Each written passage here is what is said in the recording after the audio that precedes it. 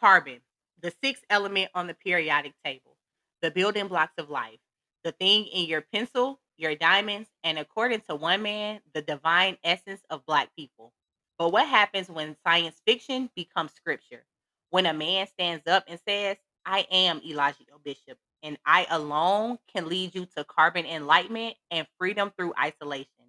The kind of freedom that whispers promise and escape from the noise, the chaos, the endless demands of the modern world. A place where you can shed your past, your worries, even your very identity if you so choose, and find something pure, something true. But what if that freedom is just an illusion? What if behind the quiet seclusion and promise of simplicity, something far more sinister is waiting? A force that doesn't liberate but entraps, that doesn't empower but control. A secretive, radical community hidden away in the most isolated parts of the world, places so remote they feel like an entirely different world. At the center was Eligio Bishop, a man who didn't just claim leadership, but ascended almost overnight to being worshipped as a living God.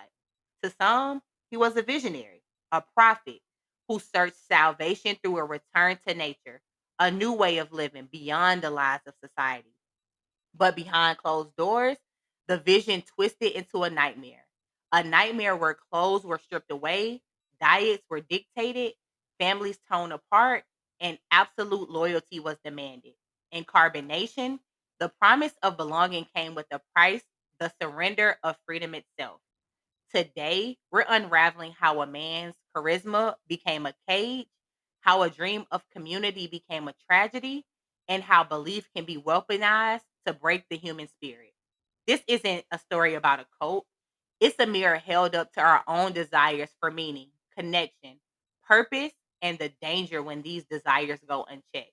So lean close because what you're about to hear might change the way you see the world. This is the story of carbonation.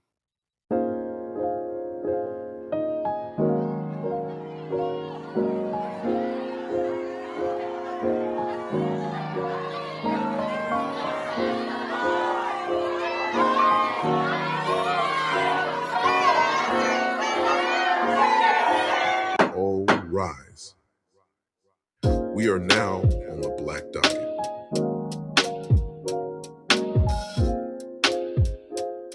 Hey, friends, and welcome back to the Black Docket. Welcome back to the Black Docket. Welcome back to the Black Docket. Let's go. We back. Let go. We back.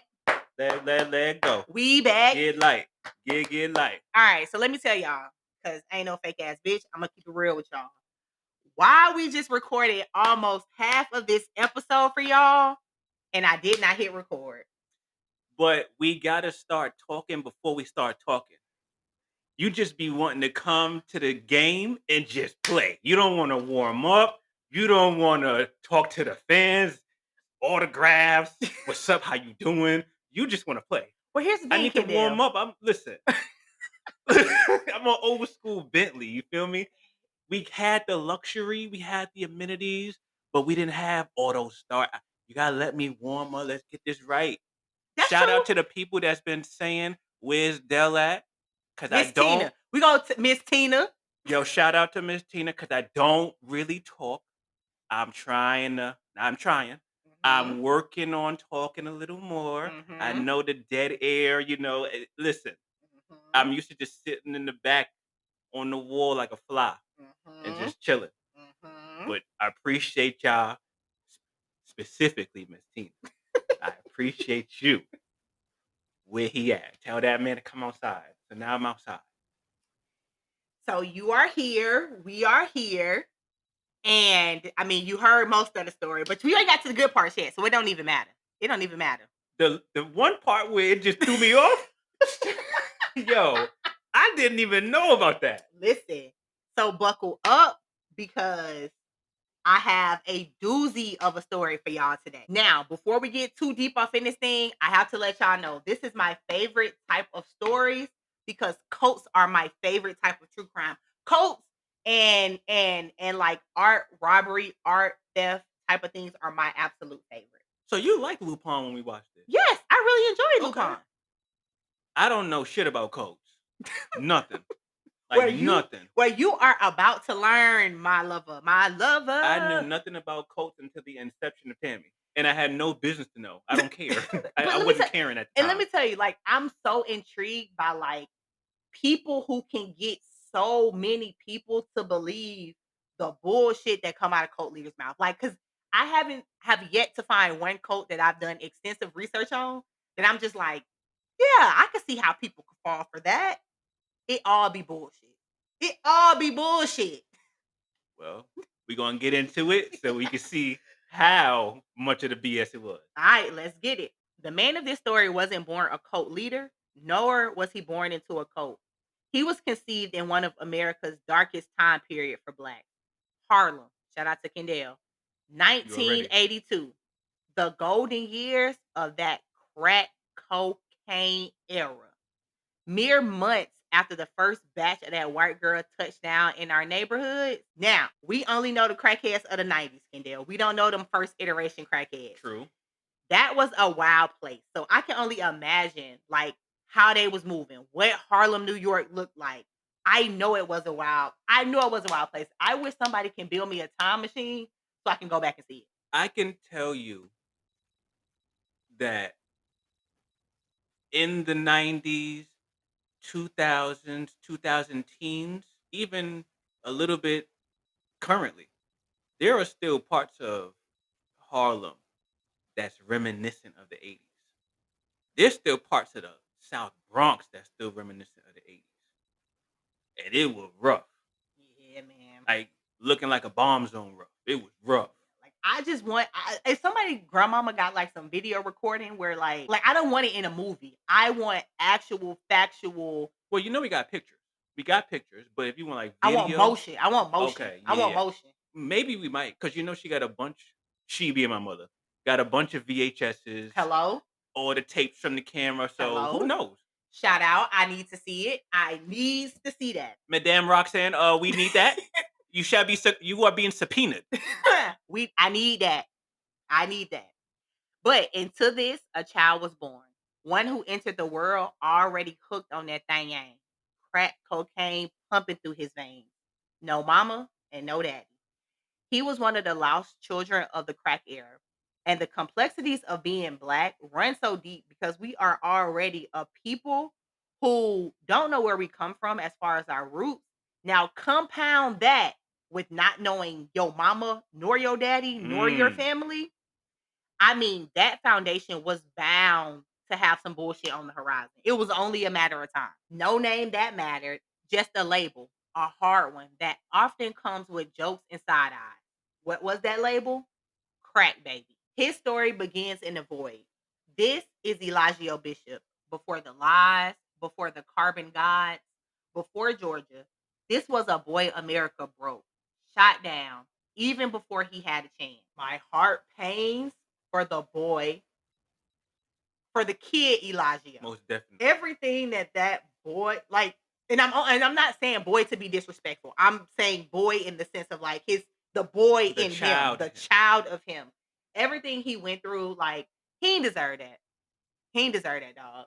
And I don't know, but I feel like them first generation crack babies that was born, I feel like they was treating them babies like lepers. Most definitely. They was treating them like lepers. They was just Throw them to the side. yeah. You're not worth anything. Yep. You tainted. Yep. Yep. No memory of his parents, just foster homes, a revolving door of strangers. In his own words, he said, I was property. You get passed around until somebody wants to keep you. And I mean, when you right, you That's right. accurate. You're right. He didn't lie. And that's exactly how the foster system is in this country. They pass them kids around like a rental car, drive you around, take you to different states, decide that they don't want you. And I learned that we'll never do her case because she ain't black, but Natalia Grace. How many Mhm. people had her was absolutely ridiculous. Another thing Tammy is into documentaries. I have not watched this many documentaries in my life until the inception of who? Tammy. Why am I watching Natalia Gray? Why do I know that name? Because of Tammy. Were you not entertained? Yes, Cyrus, I was. Listen, okay, Natalia Grace. Shout out to Natalia. I hope she's having a great day today wherever she is. Natalia, I hope you are doing good, sister. True. I hope your money is your money, sister. Don't let them people take your money. Don't let them niggas take that money. Stand on business. Don't let them niggas take that money. That's your money. Keep it in your pocket. You know when your grandma will give you 20, she'd be like, Yes. "Don't let your mama see it." Yes. Fold it real small. Put it all the way in the bottom of your pocket. Let me tell you, you better than me. You know how I be taking the bottom out of my shoe. I'll put my money under my shoe. Oh, you was living like you was in cell block 10. Nah. And I want you to know it was nobody around to take my money. It was just me. Just delusional, man. You want a Shawshank Redemption story so bad. Oh man, I'm a funny nigga, dog. Imagine a childhood where home isn't a place; it's a rotating cast of strangers. You have to make yourself like them people because you don't know them, they don't know you. They just let you live in their house, right? Where the only thing consistent is the smell.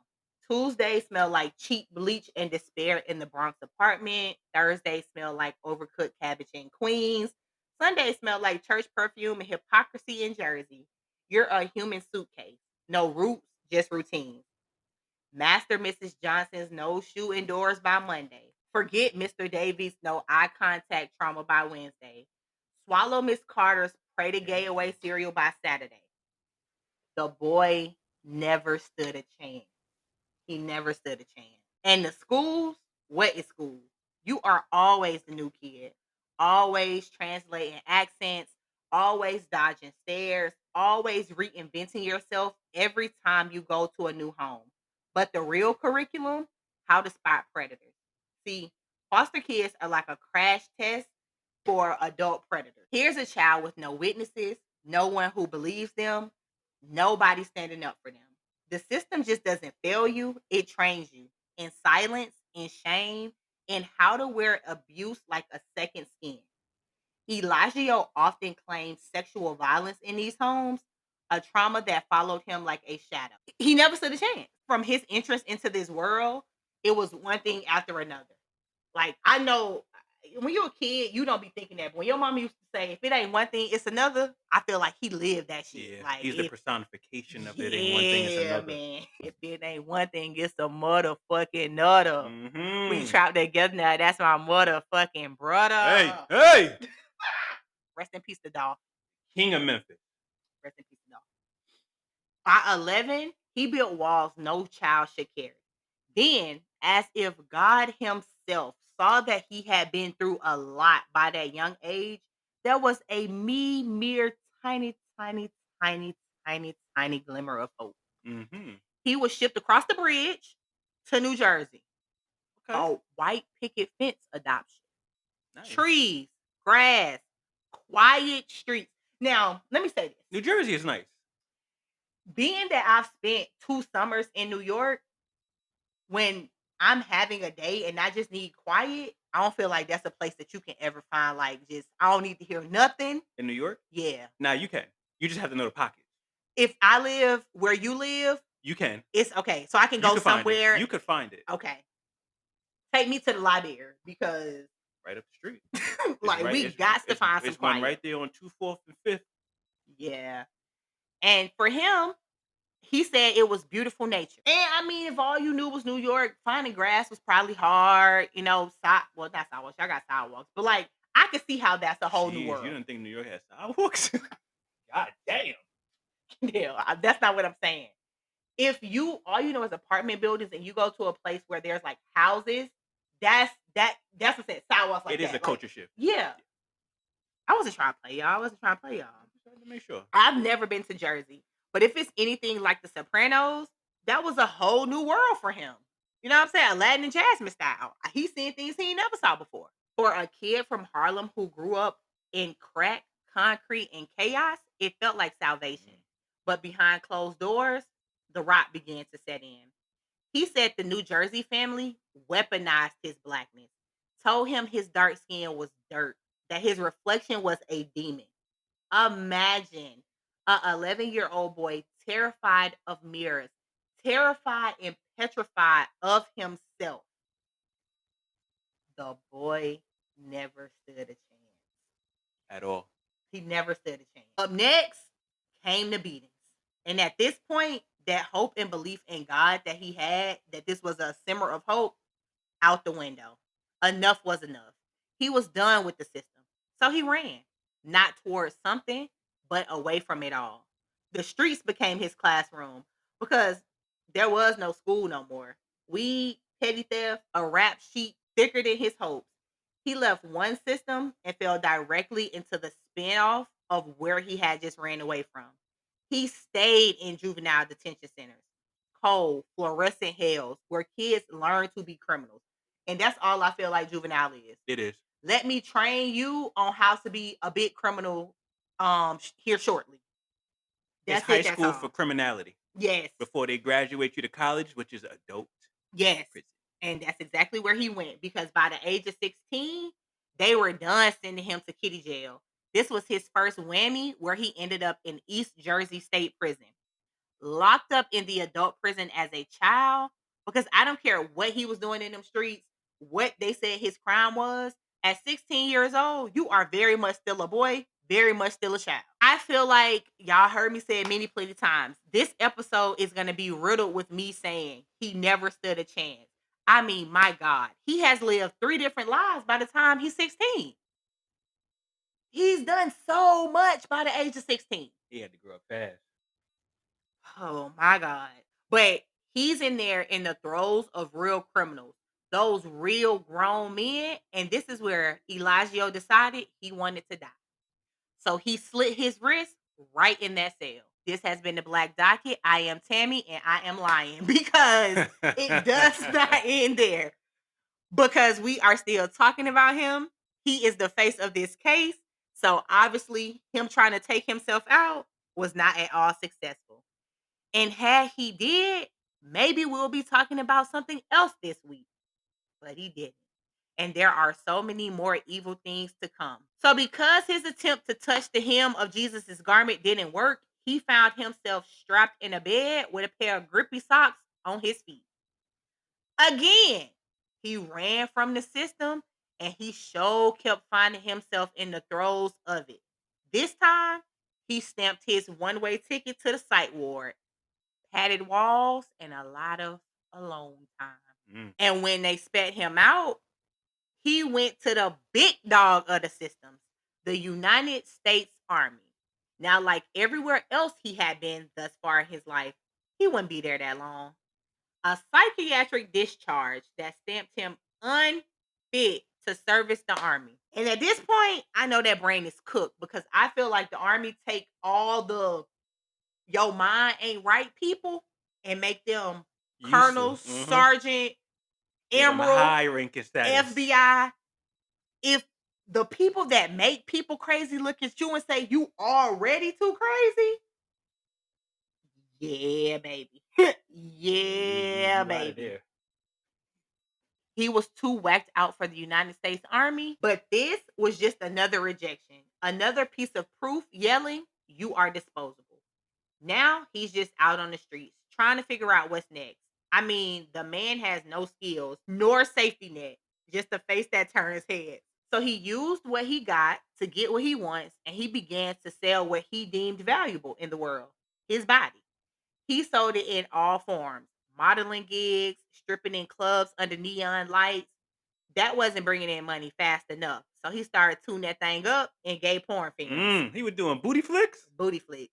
Jeez. 10 years of booty flicks. He was spreading it wide and dipping it low with no shame in his work. 10 years is legendary. That's legend status in the game.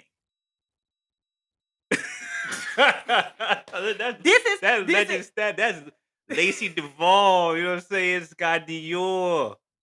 Capri Styles, legendary. 10 years? Y'all, this is the part where he said he didn't know that he did all this when we first was recording but not recording for y'all. This is the part.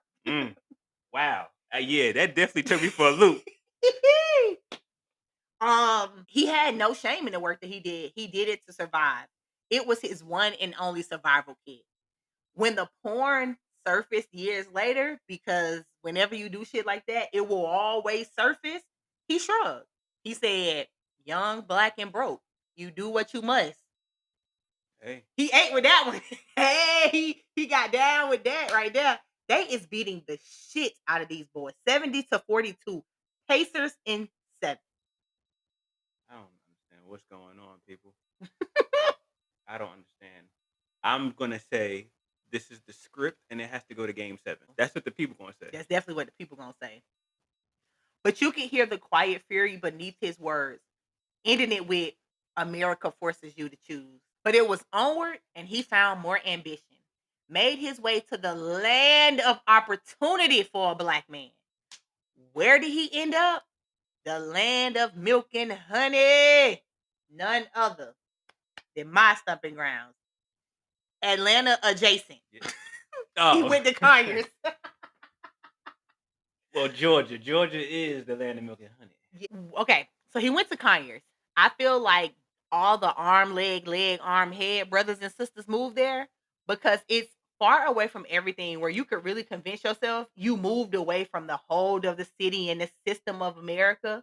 Because back then, you could get a nice, decent sized house with a decent sized yard for a decent amount of money, That's right? true. East of Atlanta was a magnet for the alt-life blacks in the late 90s, early 2000s. All the kufi wearing, dang, what's my scent? I like Frankenstein and Myrrh. All of them went over there. All of them. That's where they was at. Okay. So well, that's true. Because when I was in Stone Mountain, there was a lot of them out there. Definitely too. all in Stone Mountain. Yeah, I used to always see them. Absolutely. Okay. So Stone Mountain breaks off into Conyers. So they all in there together. Okay. So we're in Conyers, 2010. Eligio is 28 years old, and he has really made something of himself, considering where he comes from. In a strip mall, squished between a payday loan spot and a check cashing joint. In the middle of that was Eligio's precision cut. So I feel like it was predatory on the left, predatory on the right, and the predator in the middle. Ooh, what a delicious sandwich. The sign was peeling a little bit, but who was checking, you know? The door had a jingle bell like it was the 7-Eleven, so he knew when people was coming in and out. And out front, he had a wobbly chessboard where he delivered sermons like a self-made prophet. I haven't been to many barbershops, but the way that this sounds like typical everyday black nigga barbershop stuff. That sounds about right. Okay. That's what goes down in the barbershop. Yes. I feel like there's always that barber that it's always arm, leg, arm, head barber in the black barbershop. They are always gonna talk liberation and the white man. Yes. Always. Every time. I don't care where you go in the black barbershop, it's always gonna be that one person. So now y'all come here, it's no different. You're expected this, especially if it's his shop. You expecting this 100%. Talk from him. You knew what you was getting into when you went here. Okay. Top. Okay. So I was right. Inside that shop, the acidic tang of Barbicide, the scrape of dominoes on laminate, and Eligio was always watching. Clippers in one hand, chest knife in the other. Witnesses recall his challenge. You beat me and your cut is free. But records show no one ever received a free cut. And that was not because he was in there beating everybody's ass, by the way, because he was not like that. No. According to my friend Tyshawn, who was once a follower. Okay. I don't know Tyshawn in real life, but Tyshawn was a follower. Could have fooled me the way you said it. No. He said that Eligio set up the board to lose. And if you fail for that, you'll fall for the carbon godhood next. So he was using that board to recruit the next people to join his cult. If this was the underworld, we would call that the punk test. Yes. I see you. I think you a mark. I'ma bump you. Yes. You don't say anything, I'll bump you again. Yes. You don't say anything, now you got bunny ears, which is your pockets inside out. It'll look like the inside of a bunny ear. Yes. Run it. So by 2010, he was already cooking it up in his mind. That elevator never always went up to the top, but it's getting harder and harder and harder for that motherfucker to move up that shaft at this point. It need maintenance, man. Some WD-40 on that thing. I need more than that. They need to call the elevator company, shut this bitch down for the day, Y'all gotta take the stairs and we gotta do work. Yes. This wasn't just a barbershop. It was a recruiting station. Between fades and fables, Eligio was workshopping his gospel. Here he go. His words, not mine, y'all. They call us criminals. Nah, we carbon gods trapped in a Mm. silica world. Let me tell you, niggas like him, they take a little bit of truth and douse a lot of bullshit on it and then light a match. And right next door to the check casher and the payday, and him in the middle was a Family Dollar. And soon he would be going into that same Family Dollar buying charcoal that he rebranded as sacred carbon purification dust that he would sell right in that same barbershop next door to the Family Dollar for $99.95 a bottle. And what he got it for? How much he bought it for? $4. It was four. He would buy the whole pack for $4, and then he would break it down into smaller packs and sell it for $100. Ooh, Now, boy, he working. for everybody listening, I have this. Is it what I call it a phrase? Would it be? I can say it's a motto. I have a motto that I go by, and my motto is corporations, never people. I have no quorums with nobody doing anything to a corporation, be it going in there and not scanning something at Walmart, be it taking what you want. I have no quorums for no corporation. But I have every quorum with people who do it to actual human beings. And people like Eligio and this 99.95 bottle of nothing is a problem. You are taking $100 from hardworking people every single last day. They already giving you money because you cutting their hair, and you taking more money from them, selling them what you know already is a lie. I don't like I don't like that, and I don't like people who do that. That's fair.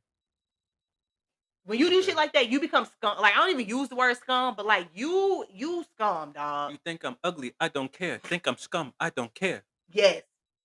Like I don't like that. I don't like that. And in 2010, $100 was a lot of money to be selling somebody Yes, it something was. from Family Dollar. 2010, $100. Let me tell you, 2010, Air Force Ones was still less than $100 in 2000. Yeah, they might be like 90. 2010, I was in college and we was getting $100 for the month, and we was making that stretch. Like, come on, man. Like, Shorty said 100 for the month. listen, I that's think what they it felt gave us like. 350 for the semester. Yo, big up to everybody that went to SUNY Canton, upstate New York. Y'all know what it was. With the Rue card? Yeah. Let me go in and hit dominoes, but that Rue card gonna run out. Yeah. And now I didn't have to worry about them type of things. Because I had methods and avenues. Yes, And I methods and was always avenues. satiated. Scamming, control, mastery, illusions of power. He was all of these things, but in the following year, 2011, the mask cracked. He was still in Conyers, a nice suburban neighborhood. On the front porch, police would find Eligio mid-range fist hammering on Maisha Evans. Now he's beating this girl like she stole something from him. But no, this was very much his girlfriend, and this was very much a domestic situation, a high level domestic situation. Mm. When the police got there, my girl eye was swollen shut, the bone in her eye was broken, her ear was split open, her clothes was torn all apart. He was tearing her up on that porch. And I wish upon a star with everything in me that she would have picked up something and knocked his brains right Hmm. down on that porch. Because again, had she did, we would not be telling this story of Eligio Bishop. But knowing the lovely system that we live in, Yes. we would not have been hearing about him, but we would have been hearing about this criminal black woman who assaulted an abuser. Now Yes. she's doing time in jail. Yes. That's true. That's true. That's true. I just hope Maisha's having a good day. I hope she is having a great Juneteenth. I hope her people had a cookout. She's able to enjoy her life. Happy Juneteenth to everybody, Happy Juneteenth to everybody. specifically Black people. Well, Juneteenth is only for us, right? Well, there's allies. Oh, true. So I That's said true. everybody, but That's true. specifically That's Black true. people. That's true. Yeah. If you got melanin in you, I'm specifically talking about you. Even if it's the melanin from way back when your ancestors was sneaking around in places they weren't supposed to be. Happy Juneteenth to you too. They in the back of the class. Y'all still in the class, but y'all in the back of the class. Because a lot of them don't even claim it. Listen. You know what I'm saying? They more passing, so they lean over there. Listen. The niggas is in the front. we up front. Yeah, but unfortunately, then his own chilling confession years later, he said, and I quote, I was trying to fucking murder her. Mm. At this point, the elevator is on the ground floor indefinitely. Because what do you mean? You should be behind bars for life. He was clean out his mind back then. Even more out his mind right now to sit on a live stream and say some dumbass shit like that. He for sure. If he was out, well, I don't know where he at, but let's just say if he had the ability to talk, he would definitely be a red pill nigga. Absolutely. I can't stand a red pill nigga. Absolutely. The justice system was once working in our favor. The justice system was finna do what it needed to do until Maisha bafflingly forgave him, wrote the judge a letter, told the judge it was just a quarrel. She didn't want to press charges. And because of that, he walked with just probation. Love to Black women who have such immense levels of empathy and forgiveness in their heart. This is why I love the Black women. Shout out to y'all, okay? Shout out to Black women. You bang my head, bust my eye, cut my ear. I'm never forgiving you. Lock him. Police. And understand more times than not, it's the trauma of seeing what happens to Black men. So I would rather not tell and let the karma get you than let the system get you. It's still fucked up for the victim either way. But shout out to Black women, man. Police. 911. And in that same live stream, he admitted to trying to kill her. He smirked and said, and I quote again, I promise God I never hit a woman again. I lied. I would laugh at that. You're right. Why are you laughing? I'd just be laughing. You dirty dog. Shame on him and shame on the people that was watching that live stream and continue to watch him after he let that came out his mouth. Whoa. Don't be disrespectful to the dogs. A dog is a man's best friend. That nigga is not a man's best friend. Call him something else. You dirty cat. Whoa. That's taken even further. Call him scum. He's just scum of the earth. You dirty scum. He's scum of the earth, man. Like, he's an amoeba. You laughing about putting your hands on a lady like that? That shit ain't funny. Fuck everybody that was in that room with him and fuck everybody that watched him after that, because that is nothing to laugh and joke. But I want y'all to remember this man. Remember him now, because the carbon profit that comes later, yeah. But first, remember the ghosts from Harlem, the kids who survived foster care. Remember the suicide attempt behind bars. Remember the sex worker, the abuser who walked free. Hold on to that, because soon, down in Georgia and clean across the globe, he'll cloak those wounds into scripture. He'll rename his rage divinity. He'll turn his trauma into a religion. That man is Eligio Bishop, forged by every system that broke him, and now he about to start breaking others. Mm-hmm. Every empire starts somewhere. For Eligio's carbonation, it began in a damn near empty bedroom in December 2015. Bare walls, a carpet littered with blankets, no bed, just a pallet on the floor, just two things pinned to a cork board, a map of America and a menu from Talasi's Raw Reality, which is a well-known vegan spot in Atlanta. She's saying Talasi, y'all gotta know Tammy gonna call her whatever she wanna call whatever it is. What is it called? Tassili. Tassili, I believe is how it's. Tassili Raw Reality. I think that's how you pronounce it. Tassili. Okay. You know. I don't know. I don't know what it is. This is where Bishop filmed a 14-minute video titled "Nature Boy: How I Live and Why." He thought he was so clever when he made that He up. thought that was fire. That nigga thought he was on to something. Now, no offense, but while I was watching this long, drawn out, rambling ass video, I saw he was at what's it is? Tassili's? Yes. At Tassili's. I said, "Yep, I know exactly where he Right at." there on Ralph David And Abernathy. this is where most of his recruiting happened because that was damn near the headquarters for every nature loving, natural deodorant wearing, copper jewelry, vegan food eating subculture. They was boy. Now, according to the unrecorded version that you guys are not going to get, I wouldn't have been there. But I thought I would have been there. So aesthetically, those things that I just named is Kendall, but you're also not a hotep. These were hotep type people. Add some luxury to that, people, okay? You know, I'm going to be there. We're going to eat salad, but yo, YSL silks, They Givenchy don't believe in that, jackets. and that's why you wouldn't be there because See? they don't believe in that. See, I don't. I believe in being authentic, being with the earth, but that does not constitute looking like a bum. I can be one with the earth and wear Margiela. I can be one with the earth and have a silk Celine scarf in my pocket.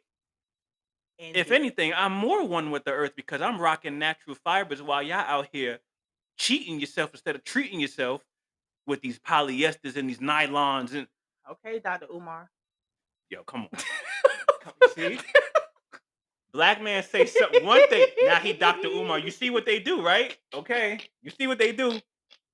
But she was just over here cussing homie out. Definitely Cussing mans out for putting the beats on her. But here she is beating me up. You see, it be your own people. But yes, Kendall, you need to first of all, luxury takes you out of this class of people to begin with. We're gonna change. I'm gonna change that, y'all. They were here. I mean, so back in 2011, 2013, Mama had a house literally right behind this building. So like when I would come visit from school, you could hear them having a ball, la la la, because it's a porch. Like you seen it. They be out there on the porch. They was on that porch all night, having a time. And it's a nice little location too. Yeah. They got grass in the front, you know, little trees in there. It's cool. I Yeah. never been inside, but just we would drive by. Yeah. It's cool because I would get my incense from the homies over there by the park. Mm-hmm. But you find any vegan that's a vegan that's been to Atlanta, I can bet my bottom dot. Anybody listening to this, if y'all have ever been there, one, tell me how to say it. And two, tell me if it's good. I want to know if it's good. All right. So everybody that's listening to my voice, unless you're driving, close your eyes. I'm about to take you on a journey. I'm gonna give y'all the play-by-play. All right, take me.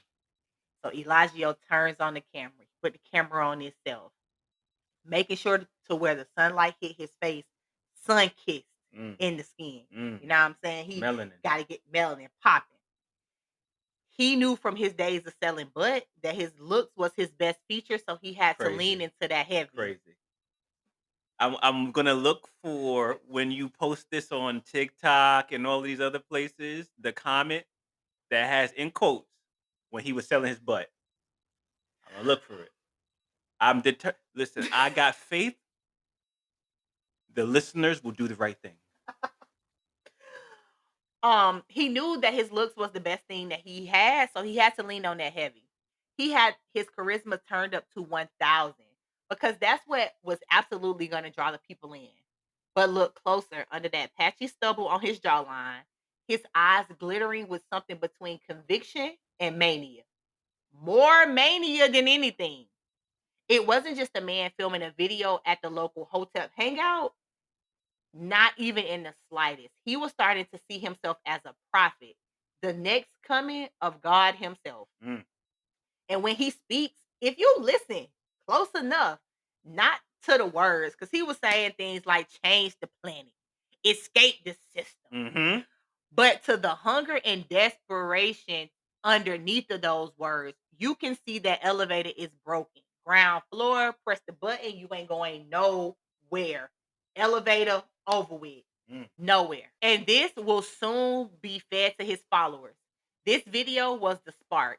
And in these 14 minutes, his future followers will be watching the future Carbon Nation take its first breath right there on the World Wide Web from the west side of Atlanta. In another video, he was on there talking about people talk about white supremacy. What are we doing? I decided to be the change. This is my translation. Moving into nature. Shut the system down without violence. That's what he was. That's what he was saying. But this is after he done stumped Maisha out on that porch from the jump. So you was lying. You 100% believe in violence because you are a violent nigga. But this video had 40,000 views. Now, in today's mathematical standards of like what's viral, 40,000 isn't a lot to me. I think 40,000 is more than enough. So, it was seismic. A lot of people saw that video. But for those who will soon become his followers, this video was scripture, Genesis, if you will. And you see, this is rule number one of why I don't play around with cults. Because what do you mean this was Genesis? This is when I get to question what people believe. And all of the cults I ever studied, the leader always starts with them talking about they are God. G-O-D, God. Anybody who hears my voice right now, if you spend time, talk to, converse with somebody that is saying that they are God, please get away from them, friend, because you are one step away from being in a cult. You are one step away from that person moving you to an unknown jungle in no man's land and living with get away, friend. And if you don't know how to get away, write me, message me, email me. I don't know either, but we'll find a way. One of those viewers who saw that video was Erica Carroll. It's summer 2016. The entire Black community is simmering with rage after the very unnecessary police killing of Alton Sterling. Erica strolling Facebook when Bishop's new video appears, urging Black Americans to leave this year before you can't fucking leave at all. His words, not mine. When asked how she felt when she saw the video, she said he wasn't just angry. And unlike most people on the internet that was doing nothing but complaining, he was actually offering an escape. She had money. She was managing T.I.'s studio, but she said she felt empty even in doing that. And his message was like a lightning strike. Just what she needed to hear, right when she needed to hear it. Erica reached out to Bishop, but he hadn't quite left America just yet. He was still in Atlanta, polishing his Exodus pitch. Then, in late July 2016, he took the leap. Destination, Honduras. Why? Because a follower offered free housing, a sanctuary of their own. Eligio landed in the sticky Central American heat, visions of Eden in his head, and walked straight into a nightmare. The first house wasn't a refuge. It was a dilapidated concrete box wall sweating with mildew. Scorpions gang banging and crip walking in the corners. The air thick enough to chew. As a man whose soul returned to nature as transcendent purity, this wasn't nature. This was squalor. This was some bullshit. Let him tell it. Nature boy don't mess with no bugs and nasty stuff. And that's when they should have knew he was fraud. Saw roaches big as my thumb. And I'm like, nah, this ain't the accommodations I set up for. I think this me now. I think he was scared. You don't gotta think. He was scared. He said it with so much disgust, so much entitlement. The prophet of raw earth rejecting raw earth because it wasn't Instagram ready. The first sign that he was a fake prophet right there in their face, and they chose to not see it. So they fled, not deeper into the wild, but to a gated rental near Trujillo. Instead, paved paths, filtered water, a cultured paradise was more his style, apparently. A warning buried in the retreat. Eligio's revolution wasn't about living with nature. It was about dominating it. And he soon wanted to dominate people. By the time Erica got there in September, 10 people was already there. They were calling themselves Melanation or Etherians. And the place was absolutely breathtaking. Waterfalls behind the house, greenery everywhere you looked. I'm talking about amazing views. And the days were quite structured. The morning started with learning and loving about your melanin and just being black. It felt pure, like they found something the world needed, a safe place just for them. Now, in no way, shape, or form did Eligio cook any of this up by himself. The urge for Black Americans to exit oppression stretches back centuries, way back to Liberia in the 1800s. Marcus Garvey's Back to Africa crusade, the 1960 exodus to Ghana, it's been around, and people been trying to make this happen many more times over. They felt that this would provide living proof of the long-standing belief that immigration promises dignity far beyond America's borders. Black people could build something transcendent and be treated with even more care, more appreciation. Everything is just be more and good and better beyond the borders of America. What Eligio did was twist that legacy. His innovation, his $1 million idea, framing the Exodus as a wellness journey, one that could be flexed all over social media. Early videos show his group splashing in Honduran rivers, grinning, free, having a ball, okay? Now, Kendall, I know you probably wasn't on the social medias heavy back in 2016, I wasn't. but let me tell you, that was the golden years of Instagram flex on Instagram straight flex. Hot tamale, I'm sweat. Woo! Every nigga was a trainer with a gym, I with a remember grass that. wall, Ooh, with a box of free weights and a push bar. ooh, it was nasty. I That was remember that. everybody. Everybody had a $500 a month meal prep plan where they wanted to give you baked unseasoned chicken, breast, broccoli, and rice. Every chick was an Instagram model. Everything had to be picture perfect. So of course they was the big dogs online. Every morning was a new sunrise. Every night was a new sunset. Every day was a new angle of the waterfall that's behind them.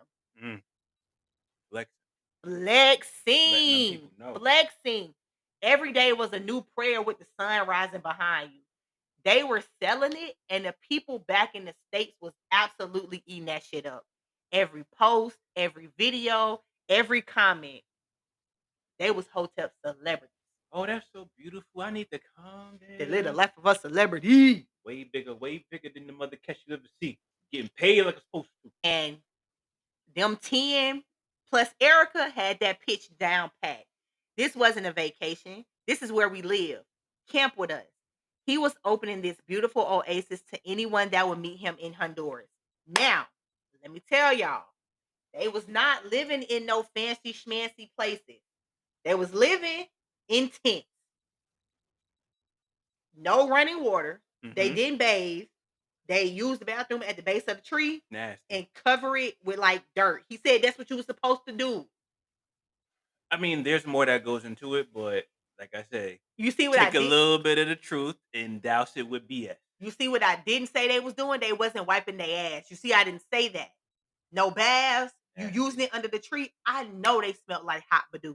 Nasty. In the jungle with that heat beating down on you. Boy, I knew they was I funky. hope they had some gifted. I knew they was funky. What's the big gift for that? I need some gifted. Gifted is tree sap. And they give you a little buzz like alcohol, but Yes. it's not bad for you like Yes. alcohol. I don't know where the Hondurans are in the West Coast, but I need some gifted. What's up? Yes. Holla at me. Holla at me. And you know I'm real because I said it. I said it, man. I need some of that. And that call of come one, come all, come join us in this beautiful oasis. They also didn't show the tents when they was showing everything. They never showed the tents. They never showed how they was using the bathroom. They never showed none of that.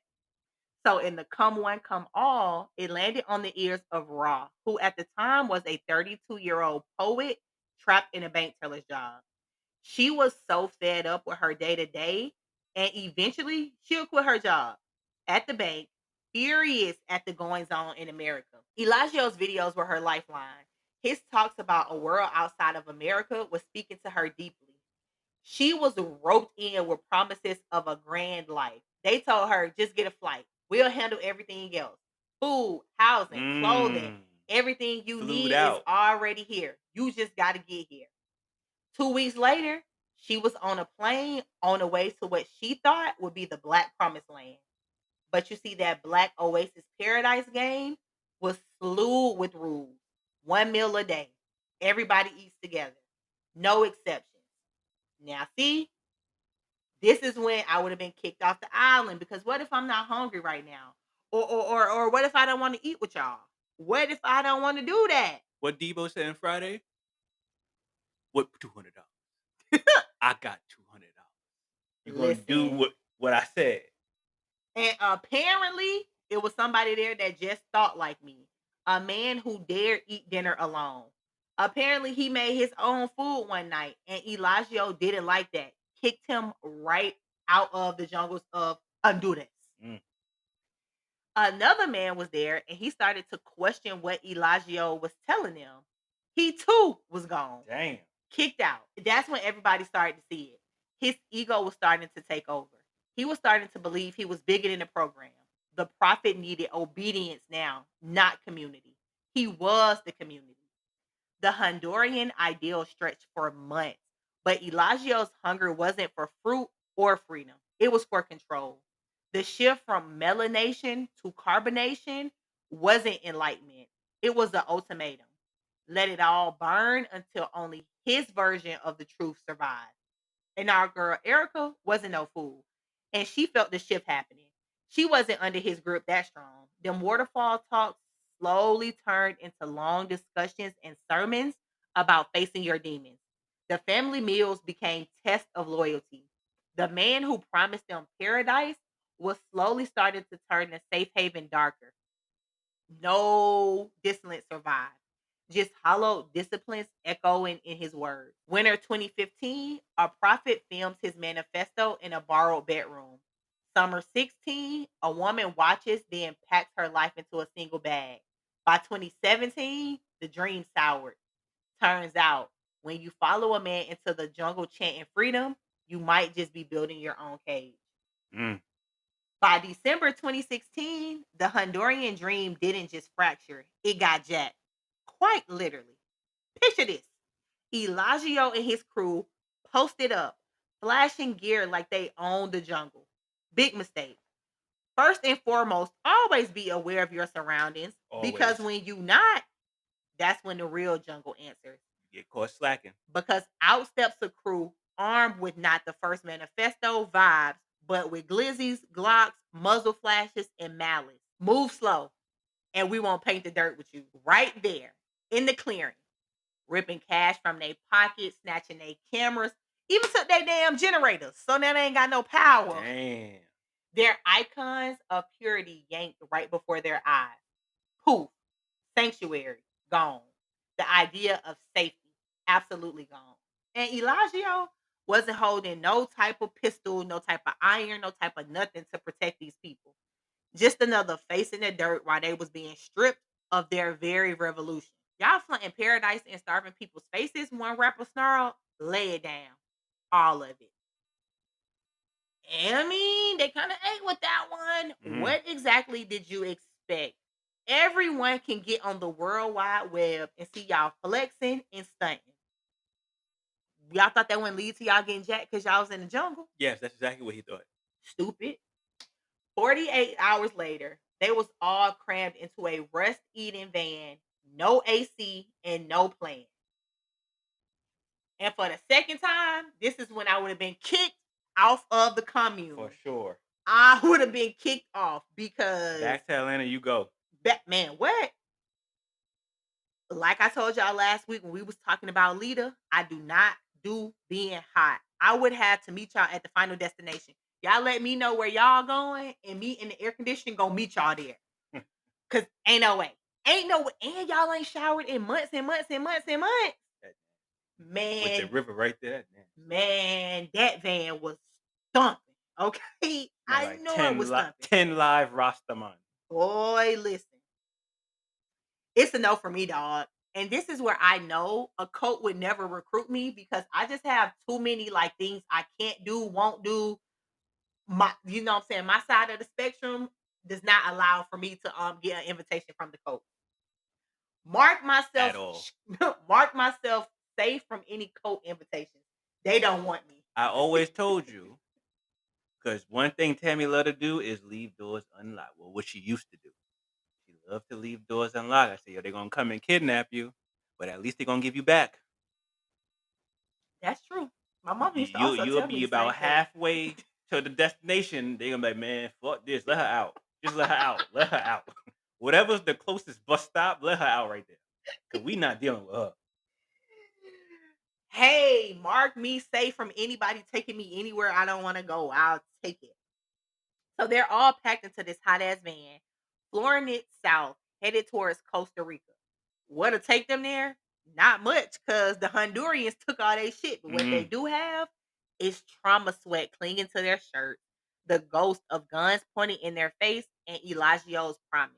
That's now smelling like burnt tires and hot booty meat. And ain't you supposed to be God, my nigga? Like, oh, you let them come lay us down And rob us. and rob us? Damn. You laying in the face in the dirt with us. Whose Damn. man's is this? Again, Everybody at eating some dirt. point, somebody should have saw through the bullshit. Were they scared? Hell yeah. Because you don't play king in the land where real predators hunt. When they finally made it to Costa Rica, they regrouped on a hilltop. No neighbors, no roads, just a mist of thick air choked on the horizon. I also feel like they was choosing places where you could just set up and people wouldn't see you because they was living in these tents and all this Mm-hmm. bullshit. So I think Doing while things these they shouldn't have been doing. while these places are naturally beautiful, I think they were so off the beaten path because they weren't even supposed to be over there. You are absolutely right. Where they set up shop this time was sprawling. Trace gardens, papaya and mango trees, heavy with fruit. Tents dotted a ridge above an emerald valley. So again, they live in tents. I'm sure outside of those tents was probably the most beautiful view. I would I'm like to sure do of it. so. Every morning, them Yeah. lovely sunset, Yeah. sunrises every night, them lovely sunsets. Yeah. He absolutely didn't learn his lesson from when they was in Honduras because a few months into being in Costa Rica on a February live stream, Eligio recorded himself sweeping his hand across the view, talking about some damn we live detached from the system. As he's showing the background, you can see folks tending to a fire pit. Then this Negro come out his mouth talking about call it a cult, fine. I'm his architect. Mm. And right there is when I would have got pissed off.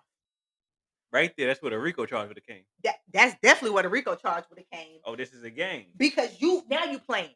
Now you playing in people's faces and now you see that these people are moving like sheep. So now you finna turn this shit up a notch because now you thinking, okay, now I got them where I'm Yes, at. sir. Because there's no way he should have been able to say that to them and they still stand in the fucking fire pit. They should True. have roasted him like a pig. That's true. They should have roasted him like a pig. And you see, people like to play dumb. He knew exactly what he was doing. Set out to be exactly what he was, a cult leader. It was like a badge of honor to him. And in that whacked out head of his, that's exactly what he wanted. So let's pause right here because we almost lost the plot. Remember, the whole point of fleeing to Costa Rica was to live pure, off grid, no fossil fuels, no corrupt modern chains. Eligio ranted about it daily. Burn the system, return the earth. He would yell at them, which makes what happened next hilarious. While his followers was in the Costa Rican heat foraging mangoes, this fool was busy building a Best Buy on the mountain. I'm talking about he had all types of shit. 2 SUVs that are gas guzzlers naturally. Kawasaki dirt bikes that also use gas. Kawasaki. Such a woman. Kowalski. What, you German? Kawasaki dirt bikes that also uses gas, a fleet of MacBooks. And I mean, how else would you live stream your anti-tech commune? He was such a fucking techie. Like, what are we talking about here? Enter Jason Carroll, a former follower who said he had mental whiplash because one day Eligio preaching smashed the machine. Next day, he's unboxing a $3,000 mixer for the studio. Where's son getting money from? Because also everyone there was an artist, quote unquote, and their Jesus was a rapper. Yeah, I'm getting really sick and tired of everybody want to be a rapper.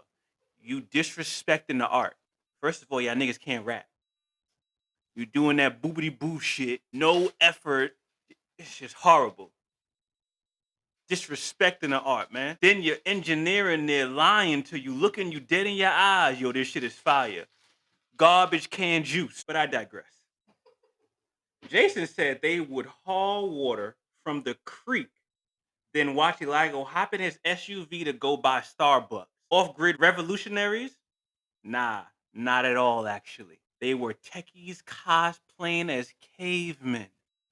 Geico commercial. Just out there in those people country doing shit. Ain't have no business being out there. You should have kept your ass in America somewhere. Or went to a neighboring country. What's wrong with people, man? Keep all this in it. Keep all this in it. 100% is. Let that sink in. They are watching him with their 2 and some 4 eyes go against everything he's supposed to stand for right in their faces. And they are still listening and following. Let me tell y'all something. That's power right there. That's power. This right here is why they don't want more Martin Luther Kings, more Malcolm X's, more Fred Hamptons. See, this nigga was misusing his power. So they was letting it rock. They didn't care.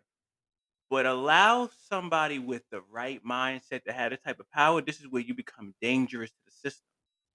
They don't like that. They banned plastic, but parked a 2-ton metal vehicle next to the compost toilet. Tore down the matrix on a brand new MacBook Pro with the most up-to-date operating system. The dissonance wasn't just ironic. It was showing the cracks in the cult's holy mirror. And some people was looking and starting to see Eligio for who he was. A fraud. Copy. Carbon copy. Carbon copy. Now, if y'all anything like me being Tammy, by the way, y'all probably thinking, well, where is he getting all this money from? And I'm happy to report it wasn't from the Family Dollar charcoal he was selling to folks. Nah, initial funding flowed not from Eligio at all, actually, but from a man named Philip Goss, who had been one of the 3 original Honduras followers that went with him. Multiple sources confirmed that Philip gave this man $300,000 into this project. And it was confirmed by Philip, who openly discussed this in their video posted online. Sidebar. Let me tell you something. I wish I had a friend that would invest $300,000 into my dream and vision. If anyone is listening, let me talk. Now this for me. Now this for me. Listen. If anyone is listening and y'all want to invest $300,000 into the Black Docket podcast or the Control Chain Speaker Series, which is coming very soon, hosted by your best, moi, the elegant, the luxurious. I promise I won't have us in the woods doing crazy stuff, and I won't lose my mind. I promise. I swear I don't even need $300K for real. I think we could make some magic happen with 10. Yes. Now you smoking. I need that $300K. Nah.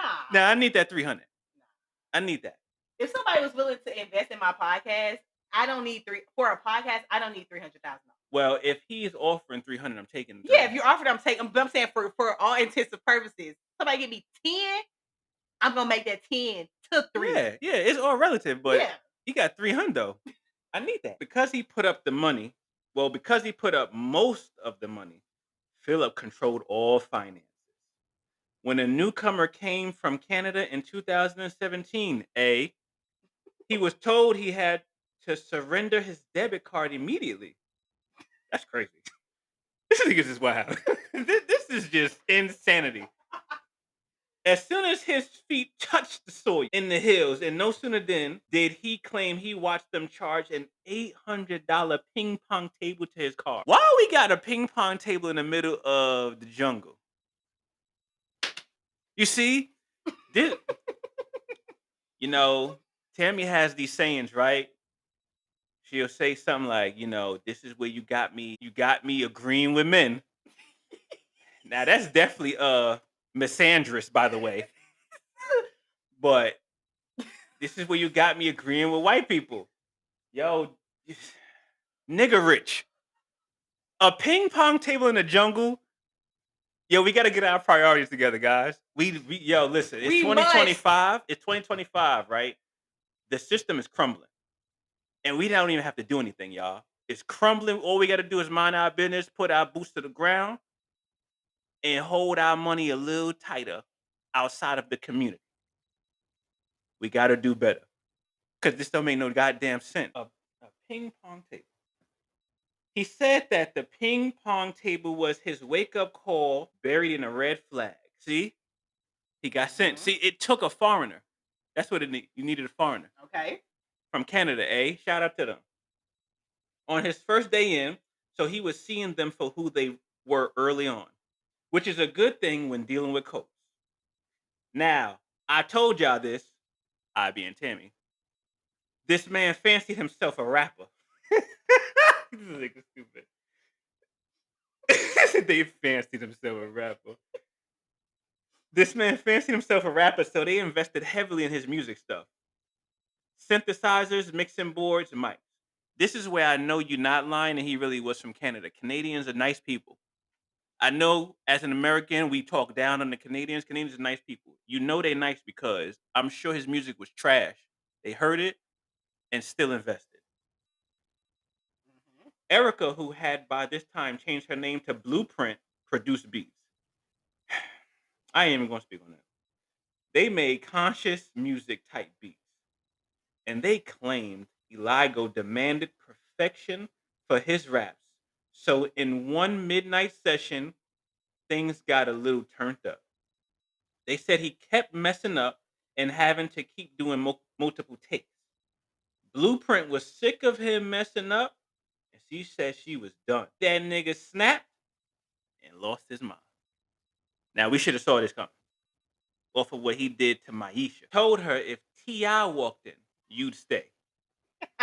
Now he's mad because he knows what's what she used to do when she worked. But you, Mr. Sir, is not the king of the South. You are not T.I., not even close. You're not. You're not rapping like T.I. Indubitably.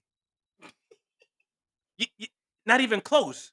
This is a landslide difference between the two. Yes.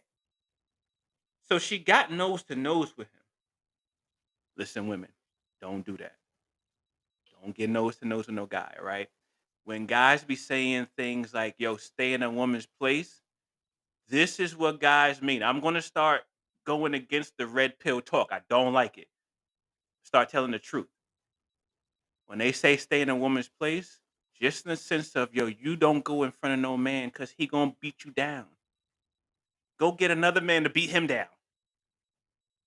Just because you can do it does not mean you should do it, women. Let's sit back, be soft. It's okay to be soft. Let that man do it. You sit back and let that man stomp that nigga out. Hello. This is what I need y'all to understand. When they say stay in a woman's place, this is what they mean. And you should immediately agree. You know what? I'm gonna stay in a woman's place. You are absolutely right, sir. You go ahead and beat that man up. So she got nose to nose with him and told him that you ain't T.I. and I don't work for you.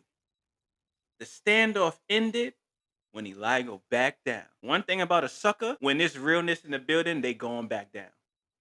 Hyenas are always going back down when the pride pull up. Always remember that. And that was enough for Blueprint to leave weeks later, as she should have. While he was in there thinking he was rapping like Wu-Tang and Common, the studio was supposed to be meant to broadcast their liberation, but they never did that. It became a stage for control.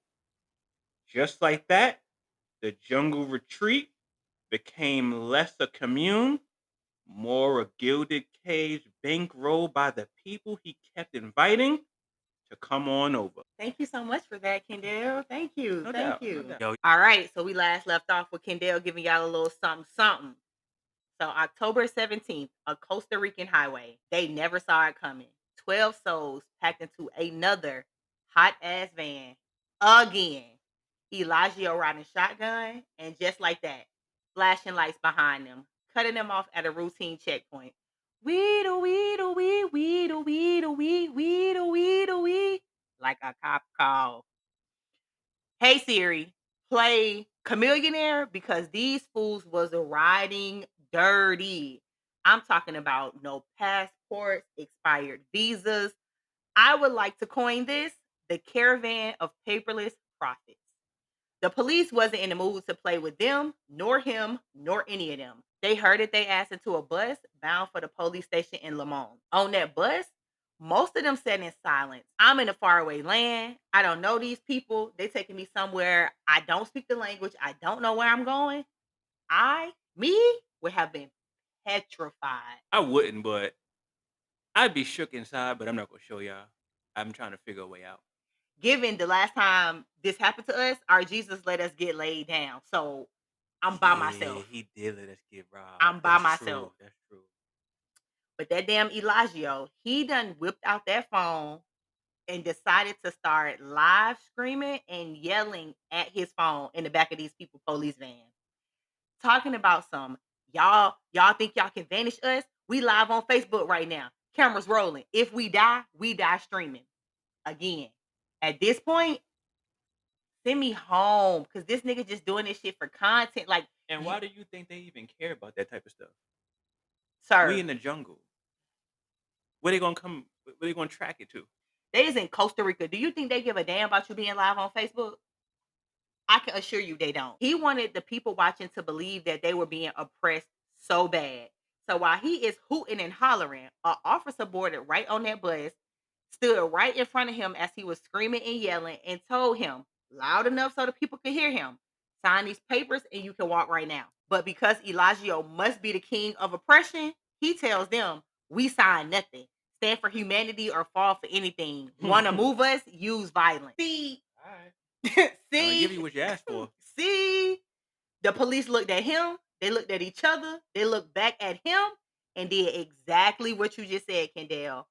Mind y'all, he's still recording, he's still on live, right? So all you hear is tussling, boots studdling, the phone damn going up and down the bus on the floor because they are in that bus thumping with him. And whoever decided to fight, you know what I'm saying? It was equal opportunity for them hands that they was laying up in that bus. I would like to believe so. Absolutely.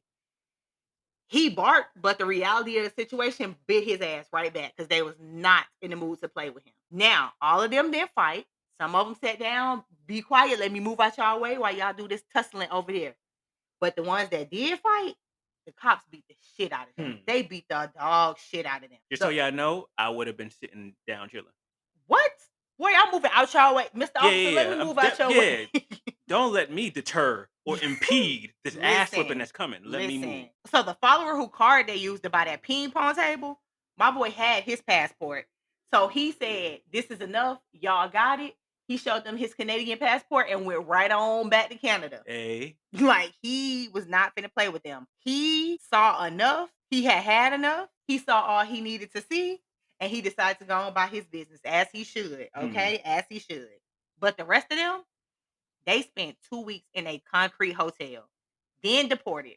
Them folks wanted them out of their country immediately. Get out of my country. Get out of my country. This was crazy, but this was a win for them because at this point, most of us know how the internet works. When it comes to people doing bullshit and trying to go viral and anything bad, we know that the algorithm by nature is going to push that out to millions and thousands and thousands and thousands of people, right? This is true. So that's what happened. So once they did that, the likes, the shares, the comments, comments here, there. Oh, they arrested Nature Boy, free Nature Boy. We love Nature Boy. They're trying to lock down the black man. You know how it goes. That then they didn't want me. Now I'm hot. They all you know how I go. So this clash was absolutely preventable. There was no principle behind it. Eligio saw it as one thing and one thing only, which is content. He was not standing for anything other than if I get beat up right now, my followers gonna eat it up. That's it. That's all. He craved views, even if it cost his followers, his parishioners, The people that he was supposed to be leading to the promised land, even if it cost them their freedom, he didn't give a damn because people was looking at him. He was getting views. Unreal. Because remember, he was used to being locked up. He was used to being in jail. He was used to bullshit. If you grew up in stuff like this, it's whatever. This is light work. Yeah. It's whatever. Yeah. Weeks later, they got deported back to Texas, and that's when Eligio dropped a bomb online. Now, before I get into what he said, what he did, how he did it, if violence against kids is something that's a little too heavy for you, I would just implore you to skip past a couple minutes, because his next crime does involve a child, his child. So if that's too much, I just ask, press fast forward, skip it a little bit. The following scenario contains graphic material and harm against minors. Listeners' discretion is advised. Okay, so boom. Eligio is sitting on the live where he randomly blurts out, "My son plays with my dick while I'm naked with his mom. Sex in front of kids, that's purity. Let it happen." Insane. I've read this 4 times, 5 times when I wrote it, and that shit blows my mind. Like, why would you? What's going through your mind to even want to do that? Out of all of the other activities, other things you could do, that's what you chose. It's numerous other adults in there. If you need somebody else in the room, go get one of them. Consensual and willing. That is, it's not purity. It's child abuse. And this is when everything literally blows up. Because after that, you can't go back. Ain't no more going back after that. You are no longer in the hills and the mountains of these far, far away countries. You are back in the US of A, the good old America. And saying that type of shit on the World Wide Web, you best believe somebody will promptly be at your front door. The fallout behind this was instant. Instant outrage. I've been saying this whole episode, the people watching them should be ashamed of himself. This time, though, the people showed up and the people did exactly what they needed to do. Good. They figured out where they was and they got them authorities on the phone.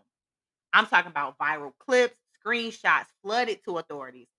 Texas Department of Family and Protective Services launched a full investigation, as they should. Agents arrived unannounced. They seized phones, laptops, anything they could get their hands on that can record, that can video, that can do anything. They took all that shit up out that house. They interviewed the children alone without Eligio or the mamas. They turned that house upside down, downside right, and upside down again, looking for anything, any type of proof to prove what he was sitting online saying. Now, Mr. Fight the System later claimed that he cooperated fully with the investigation, claiming he showed them everything and they cleared him as no threat. Eligio? Eligio. No threat? No threat? Well, excuse me. He cooperated, you said, right? Yeah. Yeah, you a snitch. But you said it to yourself. You're supposed to be Mr. Fight the System. It's supposed to be fuck the system, right? Wrong. Because it's only fuck the system when it's other people that got to take that beating and not you. He'll throw it. And he don't know his mama, but if he knew her, he would throw her ass right under the bus too. And for them to say it was no threat, I don't like that. Because even if it hadn't happened yet, the fact that he was so free to say that shit on the web lets anybody know that, one, he was cooking up some more shit to get clicks and views, and that's exactly where he was gonna land on next. And if he didn't, I don't know nothing about the dark web. I don't know if it's a place that you can show some shit like that, but I feel like he was gonna take it as far as he can take it to put it on YouTube and all the shit that he was on. And he was gonna try to take it there because there's a crowd for everything. An audience for everything. I don't ever advocate for nobody kids getting took, but they should have snatched these kids right up out this house. But that's not how, that's how it goes. It's usually the bad children who get snatched up out the house. The ones that should be taken out the house because the parents are no good, they stay there for years and years and years and years and years. Yep. But the viewers did exactly what they were supposed to do, and they did the right thing. But here's the catch. Because me personally, have a bone to pick with Texas DFPS because they refused to release the records on what they did find. Their official statement was some bull jive talking about case details are confidential. Since when defects cases are confidential? Because Last time I checked, anytime they go talk to somebody, they want to be all on the internet, all on everywhere, telling everybody business. No context, no evidence cited, just a closed file. Yeah, and now them folks was on his back, and he 100% knew. One thing I can give protective services, once they get that call to that house once, oh baby, they own They you own like you. white on Yeah, rice. they own you. They own you till them kids turn 18. I just recently saw a video. Um, I'm not sure of the state. I think it was Texas. I could be wrong. The girl was on her third kid. She literally had just pushed the baby out of her body, right? Mhm. But her two previous kids was already in the system. She pushed that baby out. They came in there and took. Let me Mm. get that, because they said she didn't, like, she hadn't closed her other two files, and if you couldn't take care of them two, We know you're not taking care we of this one. now when the video first hit the net, it was almost like, look at them. They just want to take her baby because her baby black. They want to use the organs and do the baby in the baby. When context, right? I don't ever get too wrapped up in those type of videos, because I can tell by how she recorded the video. She looked like she looked manic when she was recording it, right? Okay. And I'm just like, yeah, I hear you, sister. I wanna be with you, sister. I find it hard to believe that they gonna continue to keep letting you video if they just coming to take your baby on something nefarious. Her family had to come out and say, no, she has two other little small 2 and 3-year-old kids already in the system. You can't continue to keep having kids. There's people out here struggling, and they just keep giving all the kids to folks who don't need them. Like, you know she a bad mom and you still shot that club up? Get your mind right. Go get you a hot go get you a washcloth, run some hot water, put the washcloth in the I need the water to be steaming hot though. Steaming hot. Wet that washcloth, wring it out, and put it on your goddamn face because you bugging. Definitely bugging. So he knew that they was on his back. So once he seen that his followers wasn't fucking with what he was talking about, of course he changed the story. He talking about, we only do it when the kids are asleep. Talking about, we do it when they sleep and they be in the bed, and that's still natural living. That still don't make it right, because it's still fucked up. It's a plethora of adults in that house. Go get that baby to one of them while y'all in there hunching. Mhm. We don't need the we It's don't need true. to do all that. And you don't have any place anywhere else? You Y'all, they are squatting in 4, 5, 6, 7, 8, 9, 10 bedroom houses. It's more than enough room in man, there. yeah, go find a place. Come on, man. But the internet isn't like his followers, and they aren't naive. And one thing the internet don't never do is forget. That video is still up to this day. Or to this day, if you want to go find it, you can. People are still quoting that part. I mean, clearly, here we are. I just quoted the part that he said, right? Because it's so jarring. I'm not gonna sit here and act like I don't know people do that shit, but to say it with so much conviction is just like, you really think you untouchable, huh? Yes, he did. He did. He definitely did.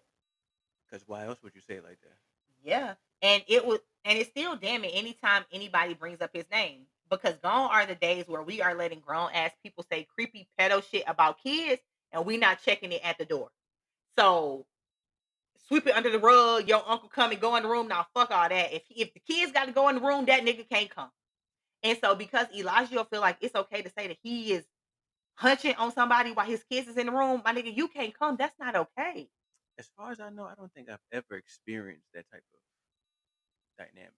Having to go in the room when your uncle come Like an around. uncle like that, Yeah, me yeah. neither. I'm not saying it doesn't happen. I am just gonna say I have never experienced it in my personal life. But like every time that uncle came around, I feel like it should have been a fight, and they should have been beating his ass. I don't think the uncle should have been coming around. True. But once they found out, I think it should have been a fight. And I think everybody should have beat him up. Okay, that's fair. And you then, after you get beat up, you still can't come around. I'm not. I don't condone jumping, but in that situation, yeah, Yeah. we can get off. We can get that off.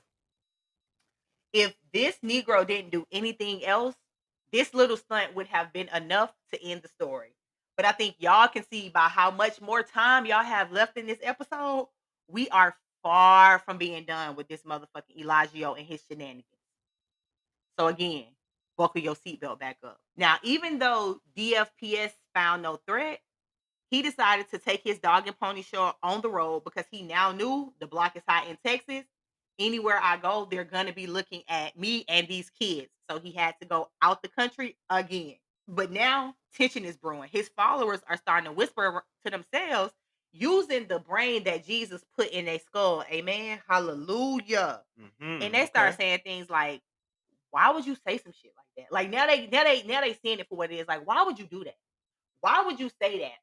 Why would you say that knowing that we are squatting in this house, not paying nobody no rent for the police to come run down on what we got going on? Where is the common sense?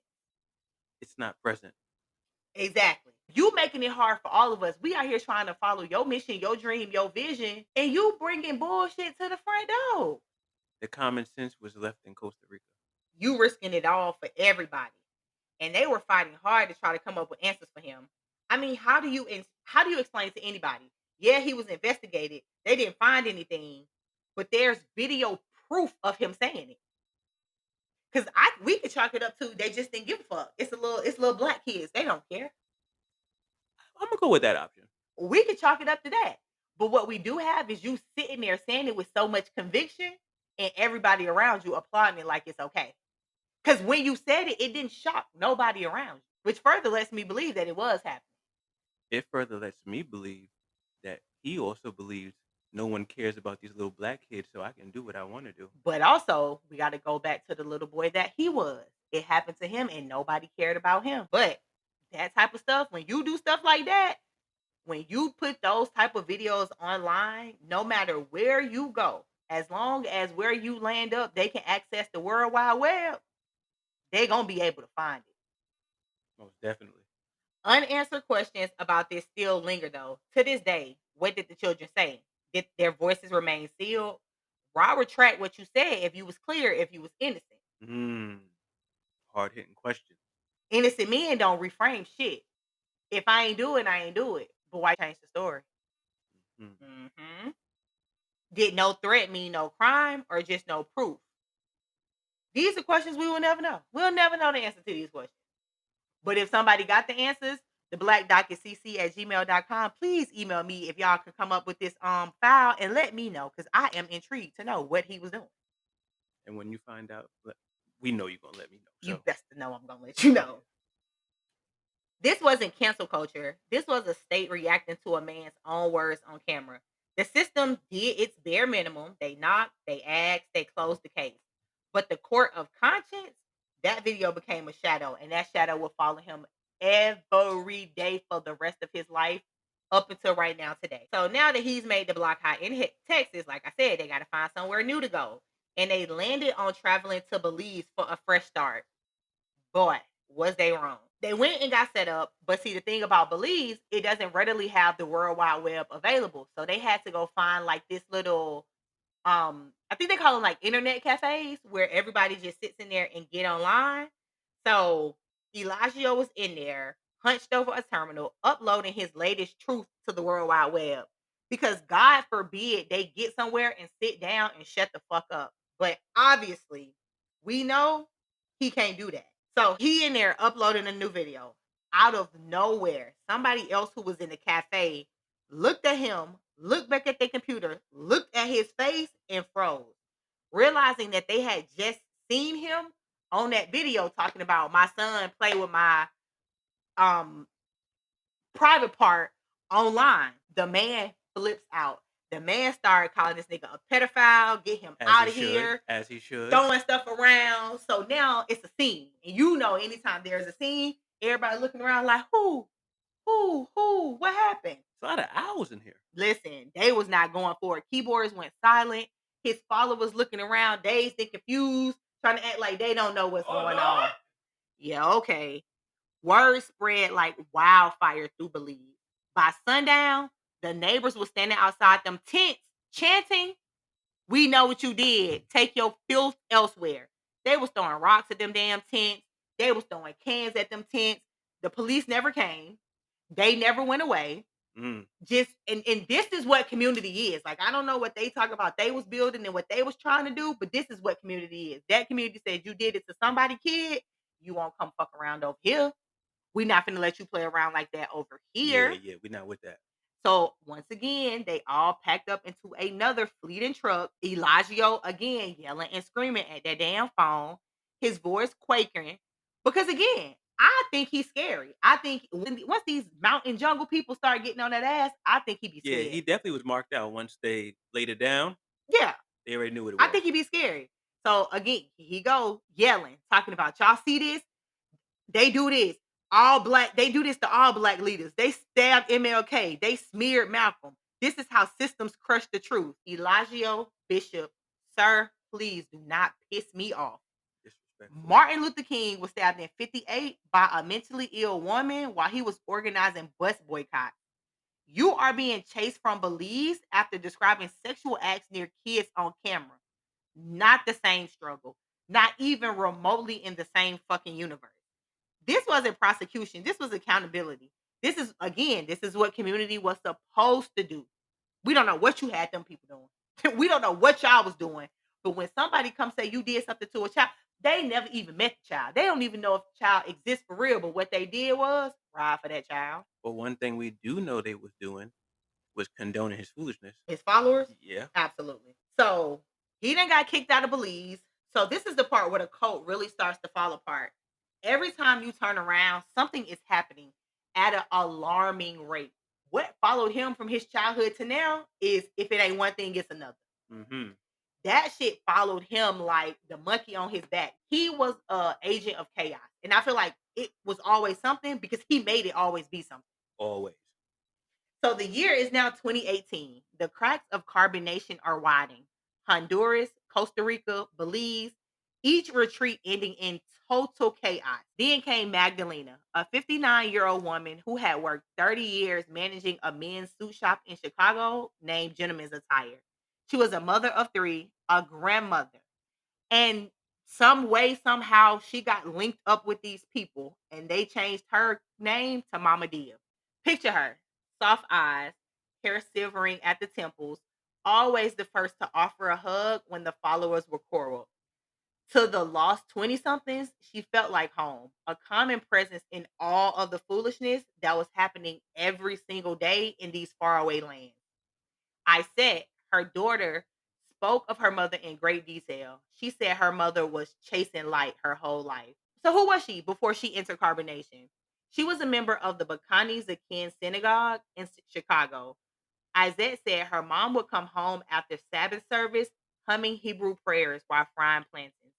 That congregation, close to what was going on in carbonation, so that's a good way of saying this ain't her mama first coat. Shalom. It was family, rituals, roots, and meditation retreats. Every summer, she'll pack up her embroidered shawl, her journal, and disappear to places like Sedona or Big Sur.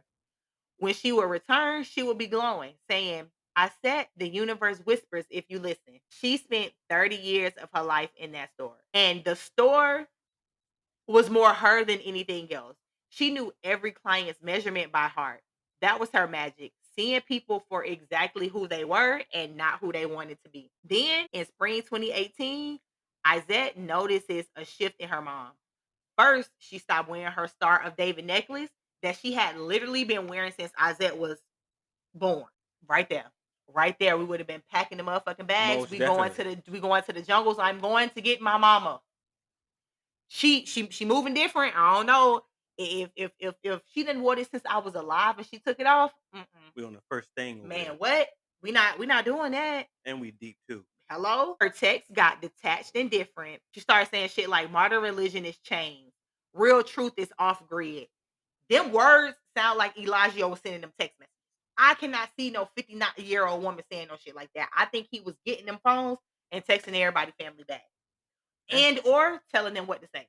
That's wild. And once I said heard that, she knew her mom was on borrowed time. So what she did was log into the World Wide Web and she Googled Eligio. And you best believe the first thing that came up was That what? video. You best to know it was that video from Texas.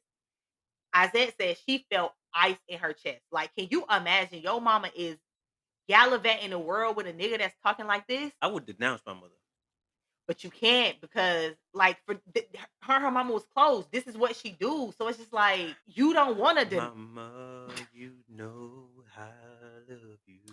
So Izette began watching the streams. She started watching, you know what I'm saying? Every time they posted something, she would sit on live and just look at her mama. And she said that she would look at the screen and just be like, Mama, if you need help, blink twice. Obviously, her mama could hear nothing that she had going on, so she never blinked. But it's just like, Yeah, that's tough. I see you alive and well, but I don't see you alive and well. That's tough. That's a tough place to be. Man, what? Because you're here, but you're gone. Yep. Again, in the dead of the night, we would have had to throw my mama right over somebody's shoulder. And guess what, Eligio? If you want to, But you don't. you really, Because we going to walk you in really there. die about this shit, nigga sad, nigga goofy.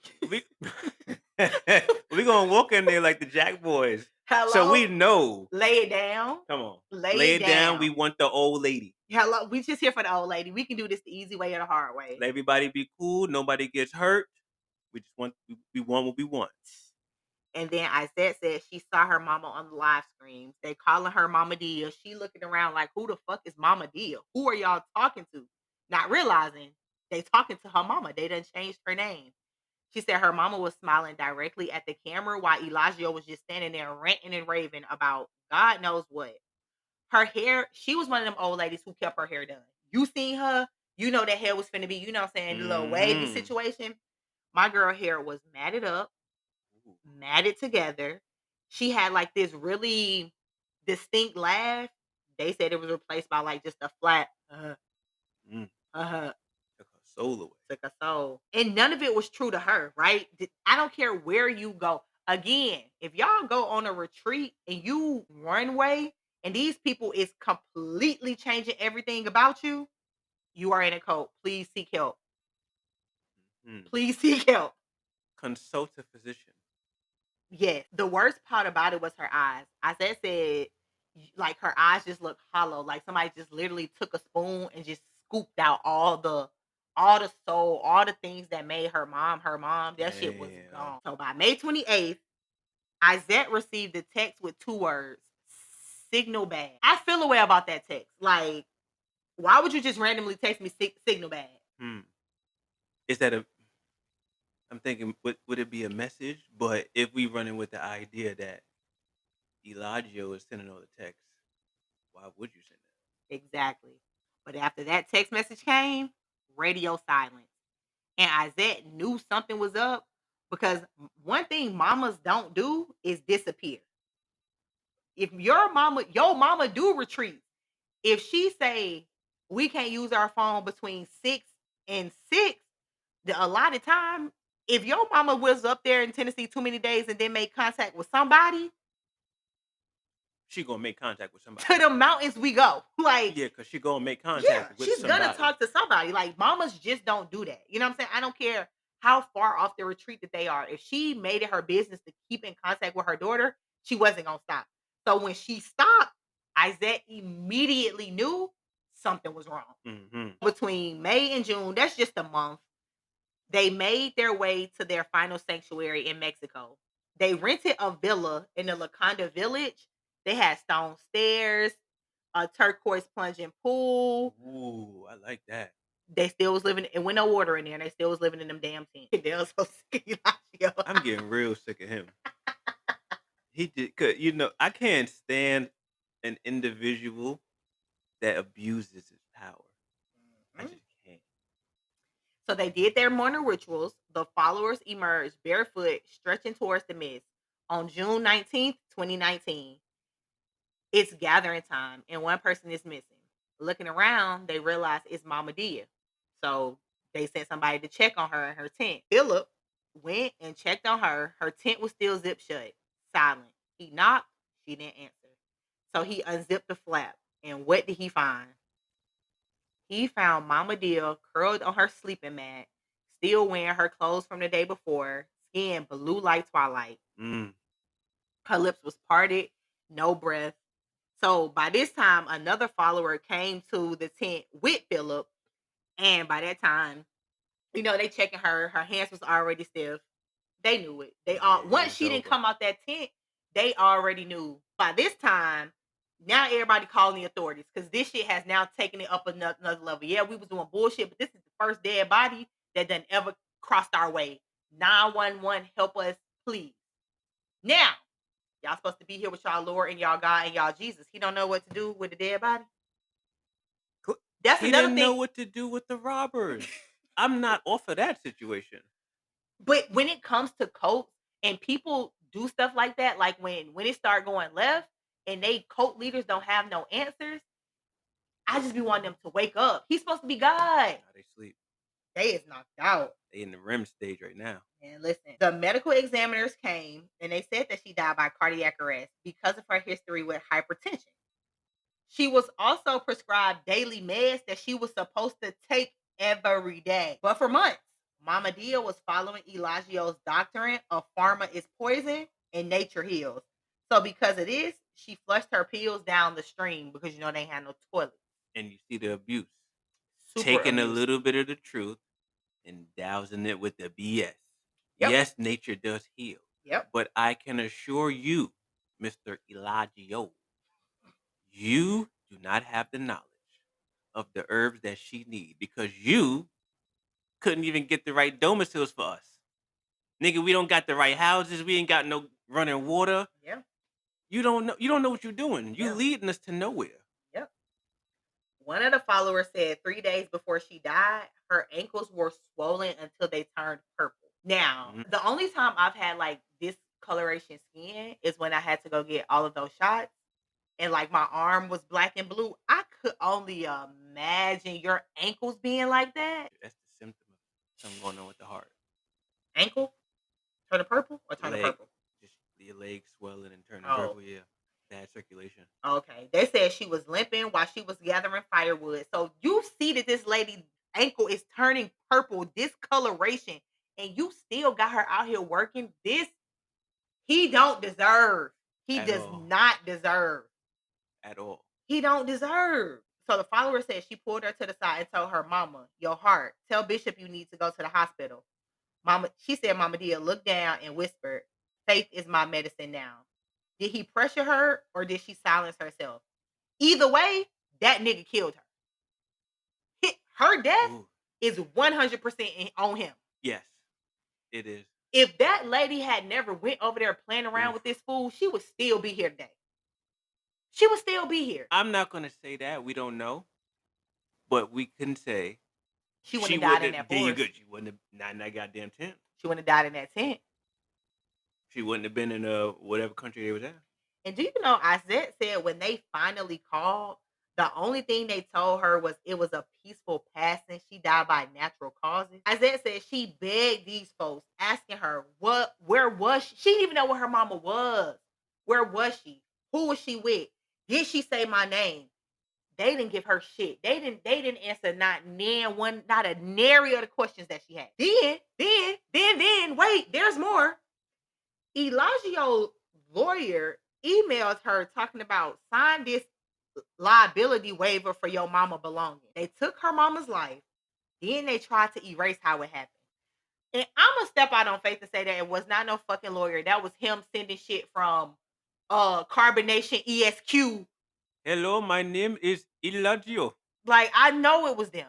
I know it was them. I know that first of all, they was broke. I know they ain't have no money to pay no lawyer, first and foremost. Y'all is playing around. Y'all playing around. Damn, mama. Full circle moment right here. Because remember the first hilltop promise in Costa Rica? They were supposed to live attached from the system. They were supposed to ascend. Now standing in that Mexico clearing, tally up the people he has hurt and caused pain. We got his son exposed to unspeakable things in Texas. Mama Dia, who died zipped up in that tent by herself alone at 59. We have Alex, who was beat up when they went to jail in Costa Rica. We had Jason, who got beat up because Eligio couldn't get his fucking raps right. We got Blueprint, who got rolled up on because this nigga thought he was a better rapper than T.I. Weak ass rhymes. Yo, man, I didn't even listen to the song. I know it's trash. All these people were sacrificed for what? For live streams, for clicks, for likes, for views? Eligio's thirst for a spotlight burned everybody it touched. The jungle didn't purify them. It mirrored what he carried inside of himself all along: rot, complicity, and the terrible price of trading your medications for a prophet who only sold poison. And one would think, after all of this, after y'all have literally just quite literally killed somebody playing around in the woods in the jungles of the world, somebody would say, you know what? This is enough. Like, dog, it can't get no worse. It can't get no worse than this. Oh, but I bet it can. And you absolutely best believe it can. Because now they finna go on what I'm finna call the deportation tour. Because that's exactly what it was. My crew, pack your bags because we finna go gold trot. Welcome to 2019's greatest hits. We gonna call this Border Control versus the Prophet. Hmm. July 2019. Reeling, and I'm putting that in air quotes, reeling from Mama Dia's death in Mexico, Carbonation crossed into Nicaragua. Fresh start, Eligio promised them. Because apparently in Nicaragua, there was no corrupt cops, just pure jungle ascension. That's what he was telling the followers. And it's becoming so clear that he's literally just telling these people any old thing, dragging them to any old place without ever logging onto the same fucking world wide web that he sit on all day and find out where they can go. He's definitely using the World Wide Web wrong. Not the first research going into where can we end up next. How can I get a better house? Maybe some running water. What part of Nicaragua has good internet? Just nothing. The things that you need. He just got these people following him to the ends of the earth with literally no plan. Because the reality of the situation was much different. Their safe house, at least this time they had a house.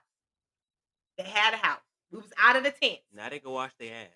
No, they can't. Because it was a crumbling concrete compound reeking of mold. Mold growing out of the walls like a damn grass wall in that club. Sucking and breathing in the spores of Ooh, mold. come on, man. I play with a lot of shit. Let me go somewhere and there's some mold in there. They ain't never got to worry about me coming back. It looked like venom coming out the ceiling. Man, listen. Symbiote. What they should have did was pack them tents. This is the time they needed the damn tent. Their mission became a new depravity. They started live streaming what they call healing rituals to monetize their grief. This man would film at a shrine he set up for Mama Dia daily, playing with the memory of this lady for theatrics and fake tears. I'm talking about he would get up there every morning, boo-hooing on some bullshit. Ain't talking about nothing. Talking about her sacrifice. No, nigga, you sacrificed her. You sacrificed her. Meanwhile, everyone is now sleeping on. Not only do they have mold, they are also sleeping on flea-infested mats. It is no dogs around them. So where the fuck is these fleas coming from? They ate nothing but plantains because I'm assuming plantains grew around them. So that's literally all they ate. While this Negro was ordering takeout pizza from a drained PayPal account that they had. So he was probably pulling the jokes like, okay, if I put $20 in here, I can charge it for $40 to order pizza for him and him only while everybody else eating plantains. Damn. My boy scandal. They played around in Nicaragua for 3 weeks, acting like revolutionaries on the internet. Eligio in front of the camera every day doing what he has now coined cleaning streams, which ain't nothing but him being naked, rubbing ash on him, talking about he's cleaning himself of colonial poison. The fuck is colonial poison? That just sounds like something he made up. Like none of this stuff sounds logical. His name should have been illogical. I see what you did there. That should have been his name. Like, what are we talking about? Okay, cook, Nikki. And while he was doing that, the followers, he out here playing, putting who knows what it is. It's probably chalk on him talking about colonial purification while his followers are out in the Nicaraguan streets begging for pesos to buy bottled water. Despite the anti-plastic vow that everybody took. Plastic is bad, but y'all begging for it. We supposed to be living and dying by the cold. Fuck the G code, huh? You up here with his? But let me tell you something. Them locals was not fooled by none of this that they had going on. They was walking around calling them gringos locos. That's right. They for sure are. Gringos locos. They was sick of them. The neighbors would mutter every time they passed by, "Gringos locals." They probably thought they were speaking to them. No, bitch, they're calling y'all crazy Americans. The police was getting a crazy amount of tips. They said these people's over there selling drugs, doing prostitution, stealing shit. So not only are y'all standing on these corners begging every day, y'all bringing bullshit over here too. Yeah, it's time to get y'all on up out of there. It's midnight, and out of nowhere, flashlights cut through the compound like smoke. Feliciano, Feliciano, Feliciano, Feliciano. Feliciano, Policia. The hell is Policiano? That's what it's gonna be, Policiano. Sorry to anybody that speaks Spanish here. I'm not trying to be insensitive. I just didn't know how to say Spanish, police in Spanish. And I just want this to be as authentic as it can be. So if y'all want to teach me Spanish, we can also work that out. I'm sure they will now. Now here go Eligio. Y'all know the performative restraints have to happen. We have to cook it up because fuck being safe, right? We need to record this, right? Yes, we do. So here we go. I am nature boy. You can't silence the truth. And again, them followers dead silent. Almost relieved because one thing for certain and two things for sure, they knew they was finna get a break because they knew his ass was finna go right to jail. They knew About it. time. At this point, they know when the police coming, he's going to jail. Cause he's gonna fight. And now they know if we don't fight, they ain't gonna take nobody but him. And we not helping him this time. Hello? And to jail he went. He got himself a 21-day retreat. All he had was a concrete slab bed, a bucket toilet, and no live streams for 3 weeks. Of luxury. His only audience was roaches and a skeptical cellmate named Carlos. Then came deportation day. Officers threw a one-way ticket to Panama, and they told him, don't look back. Nicaragua was supposed to purify them after Mexico. Instead, they traded Mama Dia's grave for Eligio's ego trip. And the only thing they learned was that the roaches crawl faster in Nicaragua, baby, because they didn't get nothing else from over there. Do they? Let them tell it. They said them shit. They had flying roaches. Oh, they had them. Yeah. Listen. Those. I might can handle a little roach or two here, not in my house. But if I go somewhere and they got a roach, you know what I'm saying? I'm gonna hold it down. I'm gonna be peeved. That thing started flying. Nah, I've had to box a few of those. I had a few boxing matches with them. If I ever see a roach that started flying, I'm sorry, Kendall. I'm gonna apologize to you now on the World Wide Web. If you ever take me somewhere and they got a flying roach, we probably ain't gonna never be able to come back because I am going to scream so very loud. We wouldn't come back regardless. I am going to scream so very loud that, oh my God, it's a roach. Like Yeah, when I experienced that they flew, it was a game changer for me. Yeah, I know. I'm cool with a lot of things. I don't need nothing flying around me. You know what? That was the moment when I learned never underestimate your enemy. Fair. All right. So here we go. Away from Nicaragua, Panama, September 2019. Fresh off that cot in the jail, Eligio came back with more declarations. This is the promised land. The canal of cosmic energy, which simply translated to the last country in Central America that hadn't banned them yet. They found themselves living in some washed up Portobello fishing slum. Eligio rented a shack on stilts with sewage runoff going under the filter. You see, when you don't use technology properly, you had the internet. You didn't look up better places, but you also ain't got no money. I was about to say they ain't got no money. So maybe this is not a good idea, guys. Maybe it's time we just go back home and we just call it quits. We had a good run. He would record and lie to the people watching, talking about oceanfront views as he streamed. Yeah, okay. The only views they had was of dead fish bobbling in literal diesel in the water under where they stayed. That shit had to be nasty and stank as hell. What a way to live. To go from where you were originally living to that, I know in your mind you gotta be kicking yourself in the ass. But dead center in it. But these people's mind is so warped at this point, they feel like they're living off of nature. This is nature. This is normal. This is what we're supposed to be doing. Their routine was becoming more hectic. At 6 a.m. in the morning, every morning, they had to get up and do Eligio's cleansings, what is nothing but, again, him fucking dropping ashes on his naked body as he's screaming into the harbor, making all this noise at 6 o'clock in the morning, waking up the pelicans, and the pelicans is still sleeping. I don't believe any pelicans is over there in that diesel infested dead fish water. But they probably would get the fish before, like, the research said the pelicans.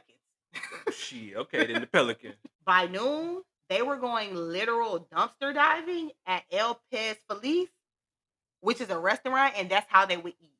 So not only are we living in squalor, we are eating throwaway trash can food. Imagine going from your apartment to this Kendall, before you joined. Think about when you worked at the restaurant and you just threw all the food in the trash can. Let me on the plane to where I'm from. Shout out to the people that I worked with at Crystals. We had mad fun out in Noonan, Georgia. That shit was good, man. It was a good time. And right here, I would be asking, where did the money go?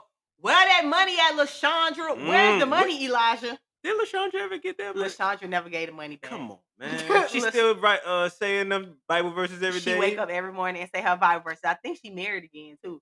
LaShondra never gave that money back. Dang. Where is the money? How did we get here? By 3 a.m., it's now time to live stream and make some sales.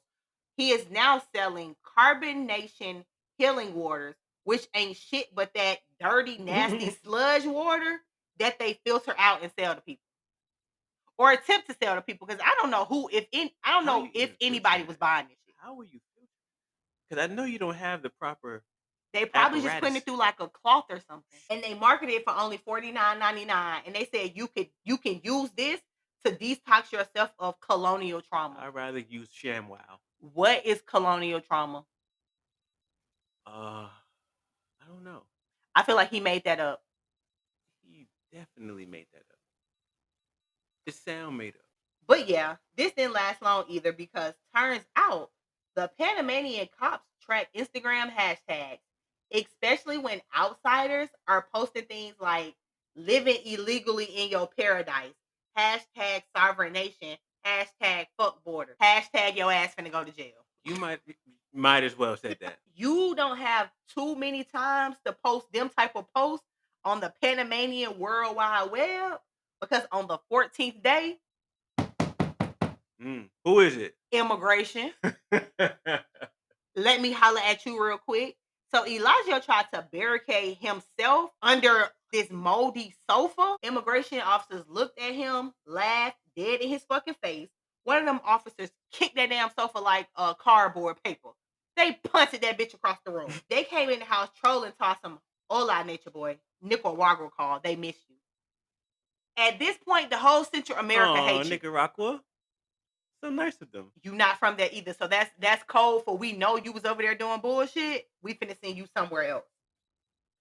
So by this time, y'all know what this means. He got to do what?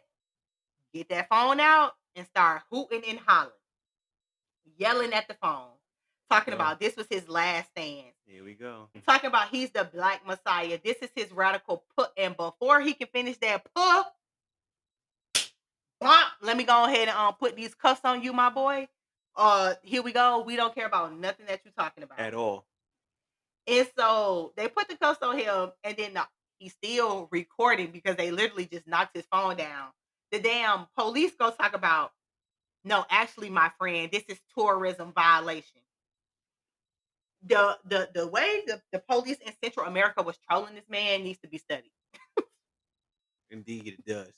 So they took him down to the Slammer, where he did another 21 days in the La Jolla prison. This time, he was cellmates with a tattooed lobster smuggler named Rico.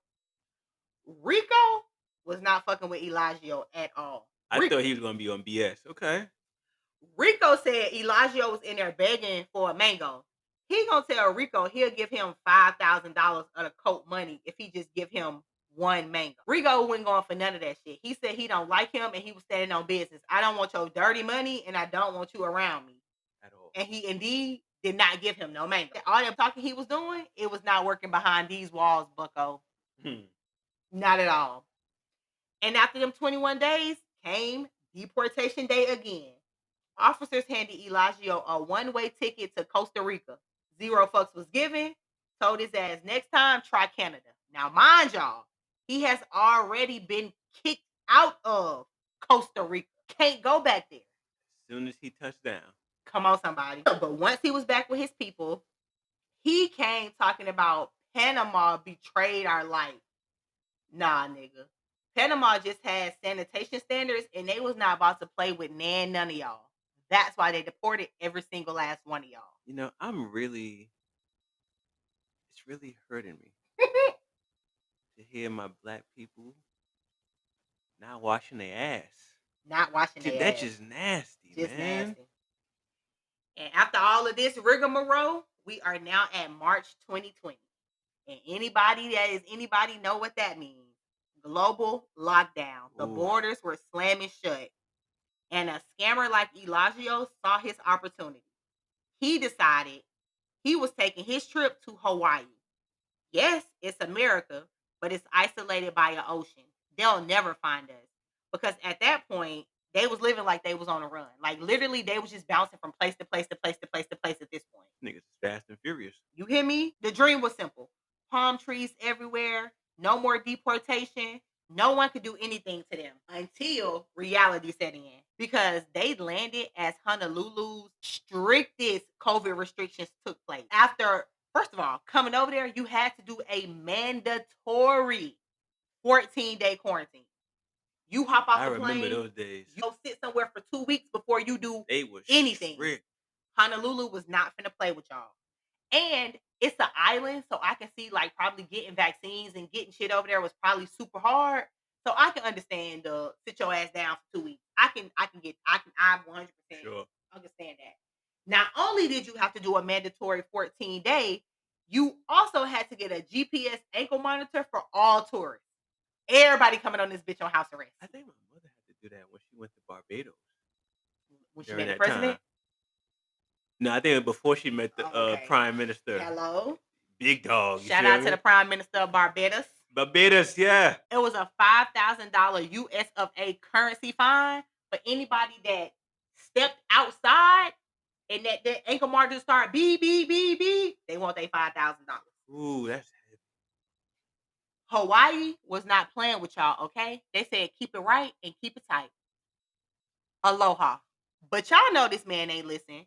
So the quarantine that they did lasted all of 53 hours. Eligio was on a rant talking about sovereign beings don't obey pandemic rules. They couldn't even finish out the full third day. They couldn't even finish. No vision.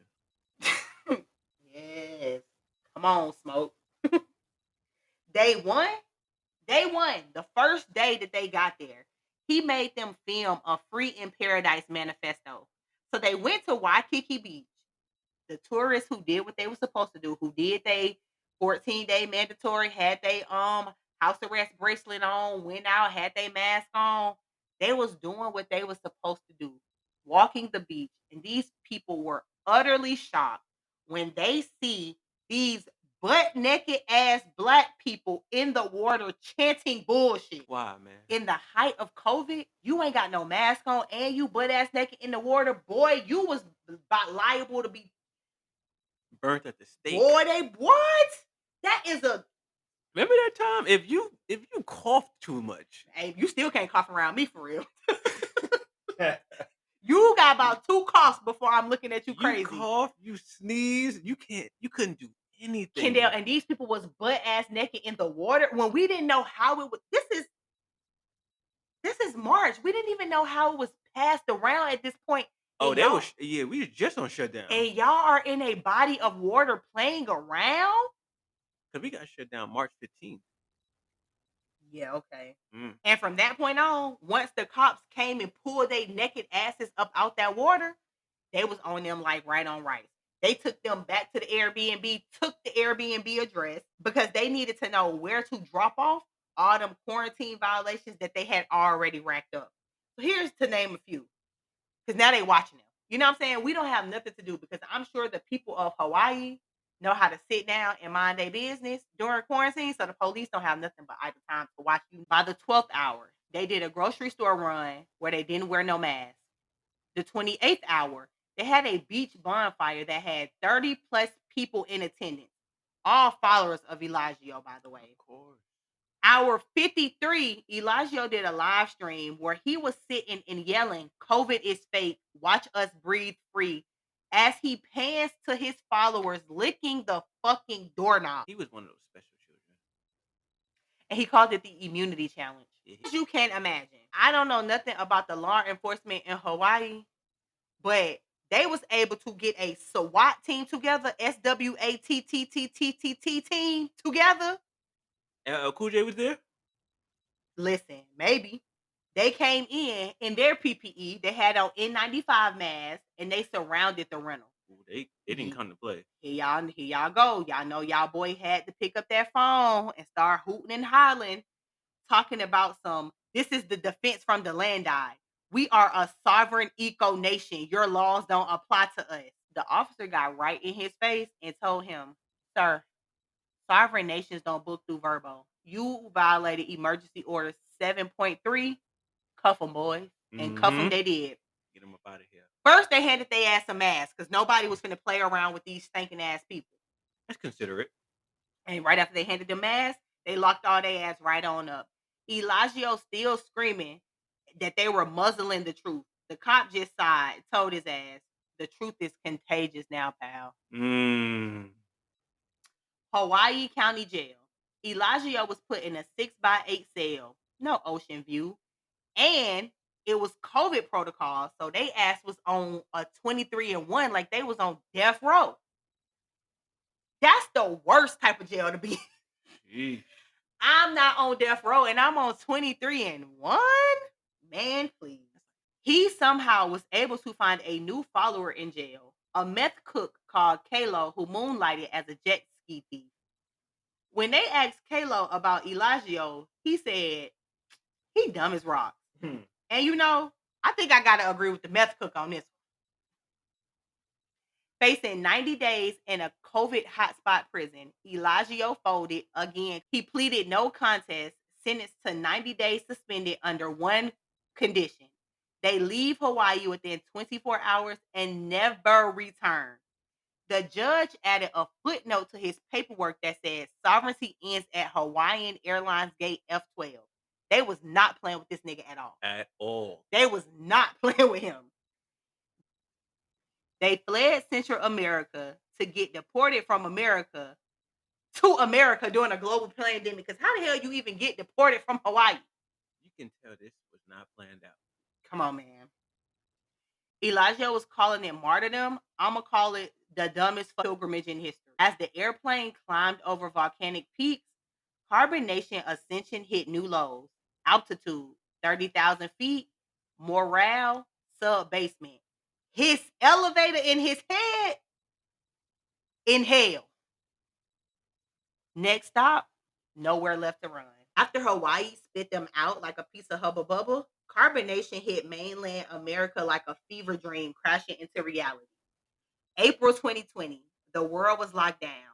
But for carbonation, COVID was a fire sale. Deserted airports, $19 flights to LAX, rental cars that reeked of Lysol. They slithered into ghost town America, perfect for a cult with nowhere else to go and nowhere else to hide. Realizing that the world was wide open, they piled into two rotten minivans headed somewhere. Dollar store mask, just in case, somebody say, "Put your mask on." Did just to be able to shut people up. Oh, what a time, man. Put your mask on. Man, you got a mask. You got a mask. Oh, I couldn't stand it. I cannot Couldn't do anything without a mask. Don't let it be one of them times you just run out the house real quick to do something and you forget your mask. Oh. You got a mask? If you don't got a mask, you can't come in here. Oh, come on, man. I just drove all the way down the block for this. Go get a mask. MASS. Eligio was screaming from the driver's seat. Now he's changing course, talking about forget ascension. Now we monetize the fall. Outside, empty highways, shuttered towns. Inside, the sour stench of dreams curdling, and I know it was sour. Mm. I know that car was sour. I think it's worse than milk and they is shitting and not washing their booty.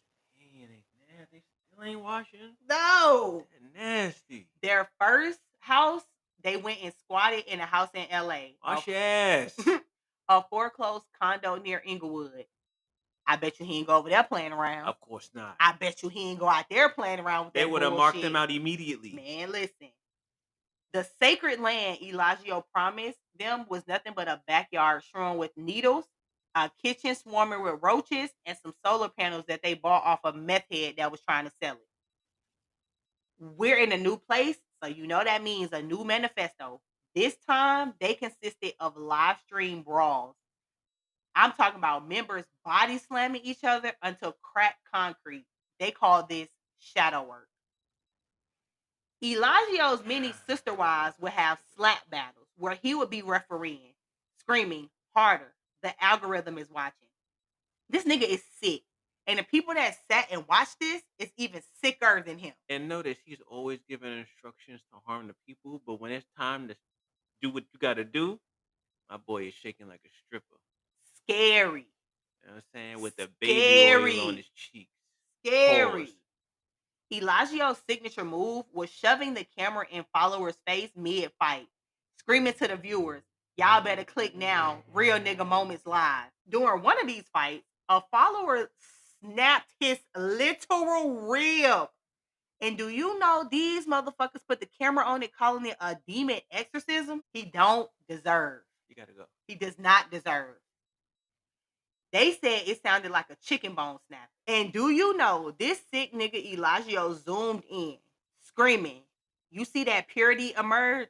He then went and changed his cash app to $trauma, telling them people to send money in. How much money he made for that? I didn't even look into how much money he made. I want to know how much he made. Who's the fools that donated to this? They ended up using duct tape as a brace the next day where they filmed it and called it a healing session. I don't know how you fix a broken rib, but I can assure you it's not with putting no damn duct tape on it. I don't think so. By May 2020, they was on their way to Vegas. The casinos was empty, so Carbonation moved into the Circus hostel. Now, during COVID, them hotel rooms in Vegas was like $4. Really? Yeah, that shit was hella cheap. Now, granted, they stayed in a hostel, so this was probably the cheaper one. But like rooms that are usually $300 and $400, they was probably going for like $75 a night. Not bad at all. The final transformation from eco warriors to trauma gladiator sovereignty to pay-per-view suffering. Eligio started what he called wife wars. They would go to a parking garage where he made his wives slap each other for 47 minutes straight. The rules were simple. No face hits because merch sales needed pretty faces. He tagged this bullshit real nigga therapy. Hashtag real nigga therapy. They made $3,200 off of one of these streams, and they did it on some app called Bigo Live. And do you know what they did with that money? Please ask me what they did with the money. Well, what did they do with the money, Tammy? They had a RV. These niggas went and bought a hot tub for the RV. Ooh. Because the RV gets hot, so you put it in the tub, cooling down. See what I'm talking about? Some people just don't deserve power, and this Negro was definitely one of them. Once the violence went viral, Eligio spun two stories. First, he got up there talking about this is sacred shadow work, spiritual purification through conflict. Then, once that shit was not working, once the people who do actual spiritual shadow work started calling him on his shit, he changed it, talking about it's performance art. They're acting out toxicity to expose it. And let me tell you, I bet he felt so smart when he said that. Whatever it is, our people have a hold on just the thought of anything toxic. free us. I want to free us from the holes of toxicity. Mm. But I know during the pandemic, people was latching on to that shit like nobody's business. Release us from that demon. Please release us from that demon. One of the followers who went by the name Shaka Zulu called bullshit on that claim. Shout out to him. She. Oh, Because her. Shout out to her. That's what I'm because they talking about. were. She said when the camera stopped rolling, the slaps kept landing. Said that Eligio would shove women into walls and whisper, "Say them tears for the streams, baby. This your Oscar moment." This nigga's such a lame. He's such a lame ass nigga. Like, oh man, yo, listen, the sky's blue, the grass is green. Come on, Feel me? man. Water's wet. Listen, I'm a prophet. listen, I don't like it. They didn't heal souls. They were producing snuff films for pocket change. So let's dissect the lies. There was no scripts. There was never no rehearsals. Just literal broken ribs that they gon' then repackage the next day as healing. Mm.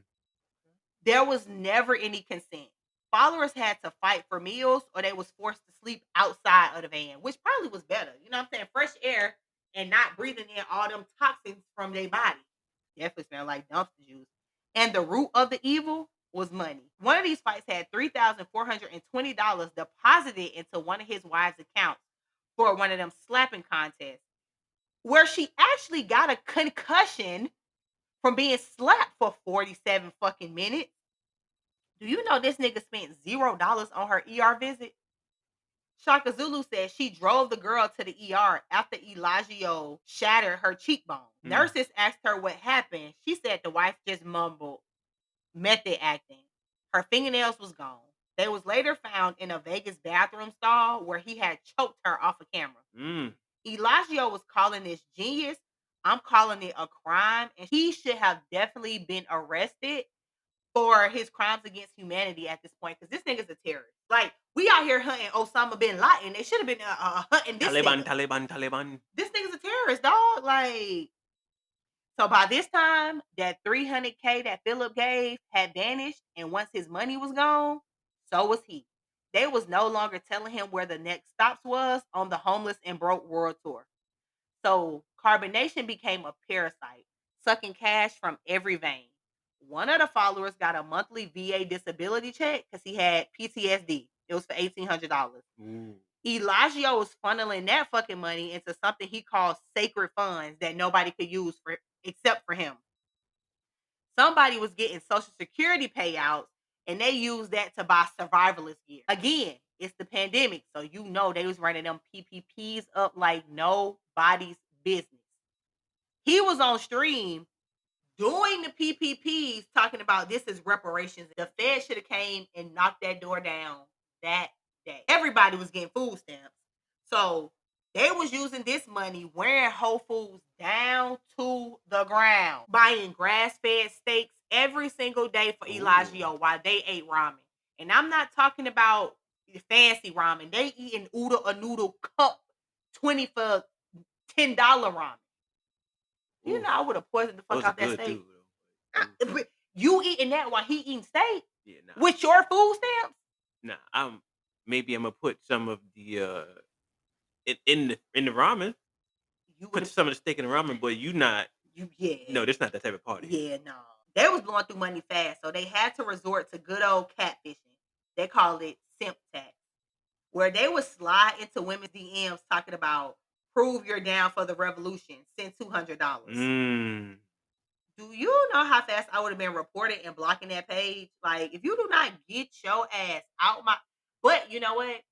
I know it's people who probably watch their live streams who commented on everything, and I think the dangers of the internet is just that people who want to belong, who have a desire to be somewhere, they fall into these type of cults or they fall into these type of groups and change exactly who they are.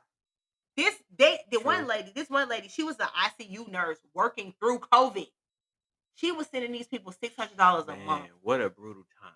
$600 a month. They was being worked to the bone. Man, what? Like, and I always tell people, like, I'm not saying you can't find community online, but people can be whoever they want to be online. So when these people have all these grand ideas and all these grand things they can teach you, let me help you make $1 million because I made $1 million. I can assure you, if they made $1 million, They would not be trying to sell you no course for $5.99.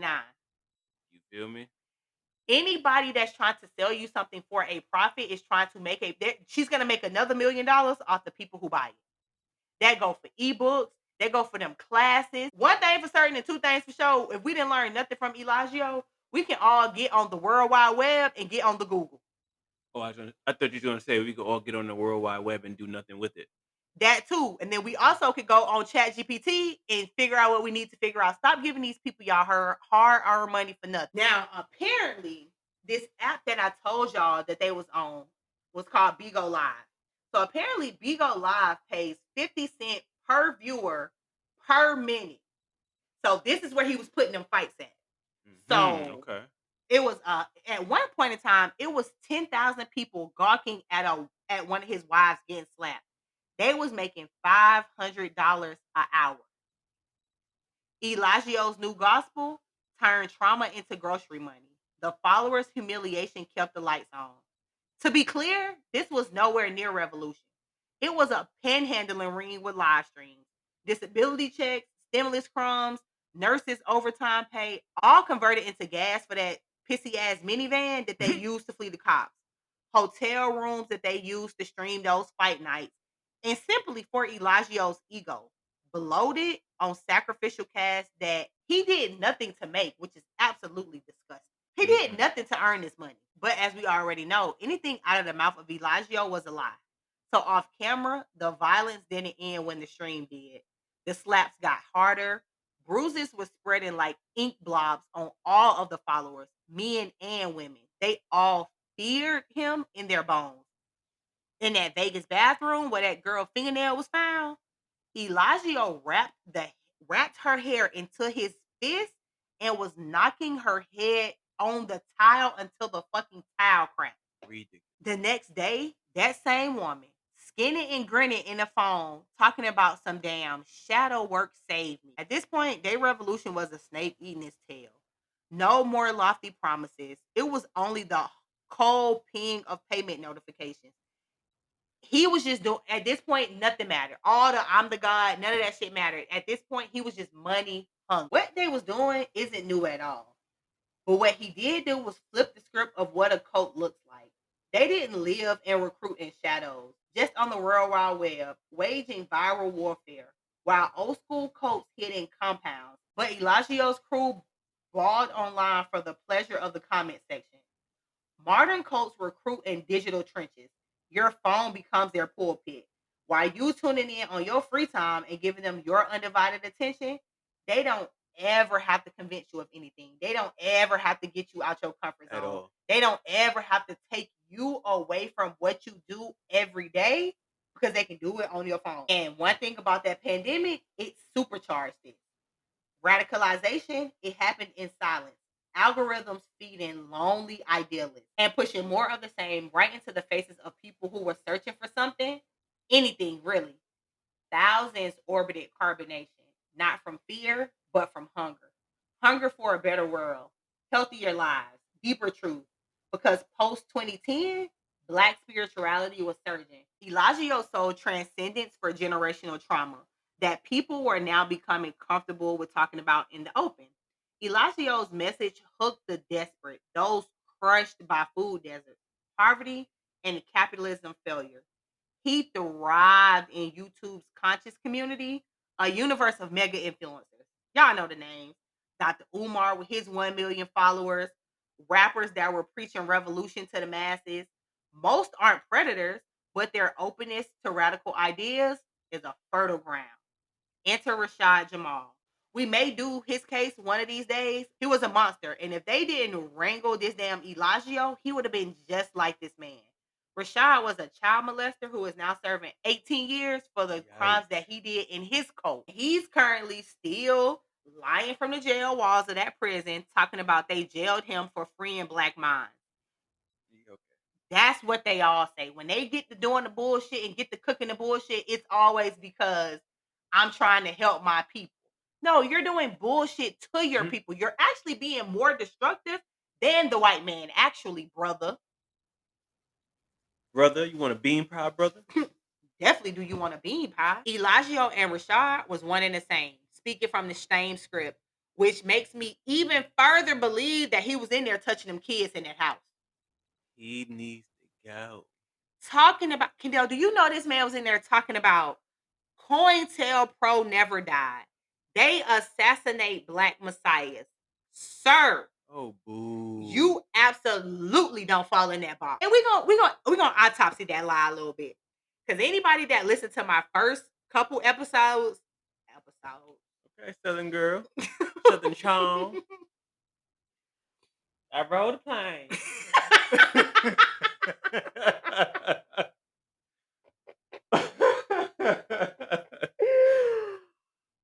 Oh man. So let's oh man. So let's autopsy that lie because anybody that has been around since my first couple episodes know that I have a passion for our fathers of the movement. So real COINTELPRO sabotaged MLK. They murdered Fred Hampton. Mm-hmm. So this fantasy that Eligio has to equate himself to those men is complete fraud and a disgrace to the sacrifice of the men. Like you should not even put your name in the same universe as Martin Luther King and Fred Hampton. Especially no goddamn Fred Hampton. You watch your mouth. Hello? You watch your mouth, brother. We play about a lot of things. I don't never play about Fred Hampton over here. You watch your goddamn mouth, brother. I don't never play about that one. So we're gonna bring it full circle. We are back in Atlanta, 2020. A young woman named Janae was working the counter at Tassili, the same vegan spot where Eligio penned menus like sacred text years earlier before he went down this road of destruction. She was a follower of carbonation online. Her art and power was tarot readings. She had a hunger for higher vibrations, so when the cult drifted back to Atlanta, she met them at the cafe. She said she loved them, believed they were her frequency family, like minds elevating Earth's consciousness. Eligio, first the teacher, then a friend, then his hands started claiming what his sermons couldn't. Mind you, this nigga already got a literal wife and like 4 other wives. Oh, he think he living it. March 27, 2022, DeKalb County. A small gathering was happening, and Eligio took it upon himself to chastise Janae, said she was being disrespectful. His wife literally hopped over him and started punching this girl in her face. Wow. Punches landing left and right and left, right hook and center, duck, dodge, boom. My girl was getting beat down. Ooh, that sounds like a Tekken configuration. She beating this girl up. Janae was over there and they was on that bullshit. So she packed up her stuff. She calls her Uber. Then Eligio standing at the top of the motherfucking steps like he Jesus talking about come back. Oh, come back to me. He told her to come back alone. The door was closed. He told her one last time. She said no. Do you know this dirty dog came out his mouth and said, I won't rape you? Huh? Why would you even say some shit like that? Like your wives, plural, meaning more than one, just jumped me. Fuck you mean you won't rape me? And at this moment, you know that they downstairs. He's standing at the top of the stairs like Jesus. What do you do? What do you do? I know for sure she felt trapped. Looking at her options, she obliged. She said one last time. She let whatever happen happen. He went to sleep. She left and she never returned. Mm. Days later, do you know this dirty dog decided to put their sex tape online? Unreal. Janae reported his ass. She told the police he made love to me. I get it. I cared. The unspoken truth was written all over her. When they said rape charges, she initially denied it. She said, no, not me. He ain't raped me. Because he said, I'm not going to rape you. And in her mind, she's feeling like, well, I said, okay. Right? Mm-hmm. Then they showed her the blueprint. It was power. It was control. It was conditional surrender. Cult leaders don't just take bodies. They colonize consent. She now sees it for what it was. To her, to others, it wasn't intimacy. It was architecture rape. And he was a rapist. Hands down, he was a rapist. Crazy. April 13th, 2022, 3:47 a.m. DeKalb County. It is the height of the night and ain't nobody up but the sun and probably Kendall. At 3:47. Hey. The sun is getting ready to Hey, wake yo, up and come on, Kendall man. is already I'm up. waiting for the sun so we could talk. Listen, guess who else was up with them? The SWAT team. They was pulling their trucks up in a cul-de-sac.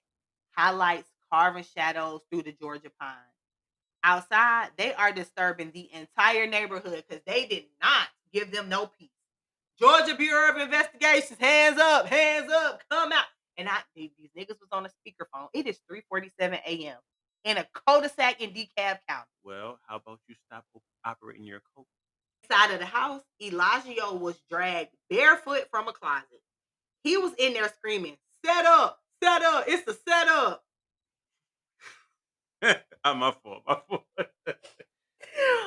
He couldn't get to that phone fast enough this time to put it on the World Wide Web.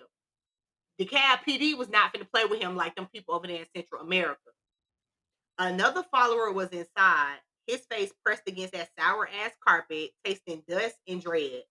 Another one was counting muzzle flashes through blinds. 7, 8. Yeah, he was saying to himself, this is how it ends. Once they started letting out shots and you looking out the window, it's over. Yeah, boy. This is that grand finale right here. To the slammer, they went. And let me tell y'all something about DeKalb County for the ones that do not know. They do not play around with the play around. They have a 98% conviction rate for violent crimes. DeKalb? DeKalb. Find you some. They might be like 99 for murder. Play around in somebody else's county. They not playing the telephone with y'all out there. And Carbonation was no different. No bond, no mercy.